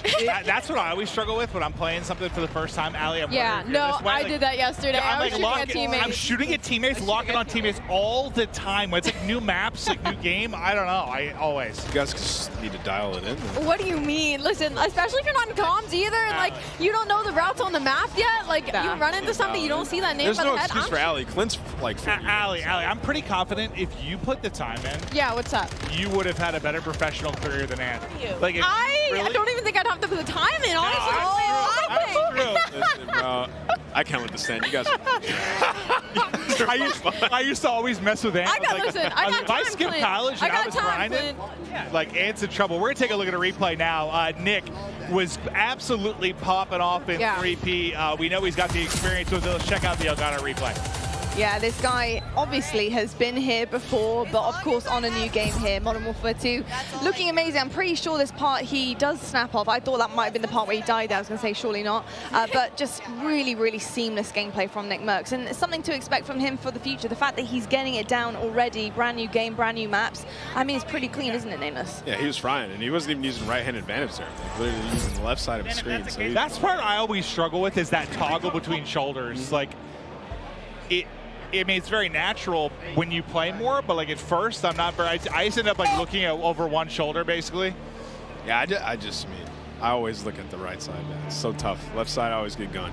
Oh my Oh my Oh, gosh. I'd say he got a couple hip fire bullets. Rogue. Got Almond here. Was that a shotgun that killed him? I'm not sure. Looked like a shotgun. The shotgun looked disgusting. I was watching Tim use it earlier. He was No running way y'all around like blasting me. shotguns. That's crazy. Yeah, I probably need one, to be honest. I probably need one, for sure. What do you guys think of the perks as well? Obviously, the perk packs, we talked about that with the devs earlier on the desk, and we saw that pop up a few times now on the screen. But obviously, having to earn the perks and kind of produce the goods and secure those as you're playing is pretty cool, too. Yeah, we'll see what people play around when it comes to the perk setups. You can create your own, but they also have different like classes. You can be a support player. Clint was mentioning it earlier. You can be a sentinel. Josie was talking about that. So there's different categories. I think most people will just like create their own, run some of the historics. We have EOD, which is back battle hardened. You can stay away from stuns, nades. And then Dead Silence is a field upgrade. I know everybody's always talking about, is Dead Silence in the game? Well, yes, it is. It's a field upgrade. So you can still have that while you pick your additional perks. And as the game goes on, you'll get more. So you're just going to feel like a super soldier this time. Yeah, it's interesting. It's different. We're going to see how it plays out. But it seems, I just like the concept of unlocking and earning things. I do. So. It's satisfying. You get kills, the game goes on, you get an extra perk. Like, we've had like something similar before back in Ghost with the Specialist, and you felt unreal as you started to unlock some of the other perks. So I'm excited to see how these guys play around with it. Ooh, all right, Papa App. I know. Father of two. Here he comes. Dominating the lobby. I love seeing a sub in his hand. I mean, this is probably one of the better opponent views we're going to get, as he is just looking to be a menace right Using now. the 74U, looks like a version of the AK. Yeah, he is. Oh, yeah. this Oh, is sick. do it to him, my Ab. goodness. Oh my goodness. Forget as these guys grind, they're going to start unlocking more weapons. So we haven't seen this yet. We've seen Fenix, we've seen the Hurricane, the FSS Hurricane. We have not seen the 74U on the stream yet. There you kind of get to see the Dolphin dive, from the third-person POV, which I still think that's what I'm appreciating the most about this, is just seeing some of the animations from the 3P. It just, I don't know, it's a different beast. Nice to see. I just want to see somebody dolphin dive in third person down an escalator. I'm still waiting for that. I'm with that. You can turn around mid-dive. Yeah, 360. Yeah, so like, people are going to be getting twerked on. Just, definitely are, for sure. I mean, the 360 down an escalator is going to be pretty nasty. Yeah, whoa, Crim app. These guys are turned. Speaking of, I want to know how you guys feel so far about competitive play. I mean, we've got some incredible pros or ex-pros on our screens as well. I mean, you know, so far, so good. How are you feeling about the pacing? How these guys are playing great. These guys are playing great. But I think, you know, the main things are like, going into it from a competitive aspect is like the maps, which the maps look pretty good. Yeah. Auto looks great, and we've only seen a it's like impossible for you to say. Just gotta spend more time on the maps, see how they play out. Feels good. Like for me, when I sit down, Clint, like the first thing that I look at is like the gunplay. How does it feel? Yeah. And it felt great. Like the movement feels good. You got some, you know, extra mechanics. You get good gunplay and movement. It's like everything else is kind of be all right if it's fun to play. Yeah. So I think so far, like it's W. See, and I'm on the other end of that spectrum where I'll look at the maps right away. Like, I'll go through my attachments and like, all right, I'll try this one out. But really, when I first load into the game right away, I'm looking at the map layout. That's kind of like my forte. And I will say, the Mexican Village, that map, I love that map. And like a competitive aspect, it gave me a little bit of like a 3-lane, as well as the paintball map that had the middle section of Chaos. I was talking about how there was the underground passageways. It's giving, again, like a 3-lane hybrid. So with the maps that we are given to play with on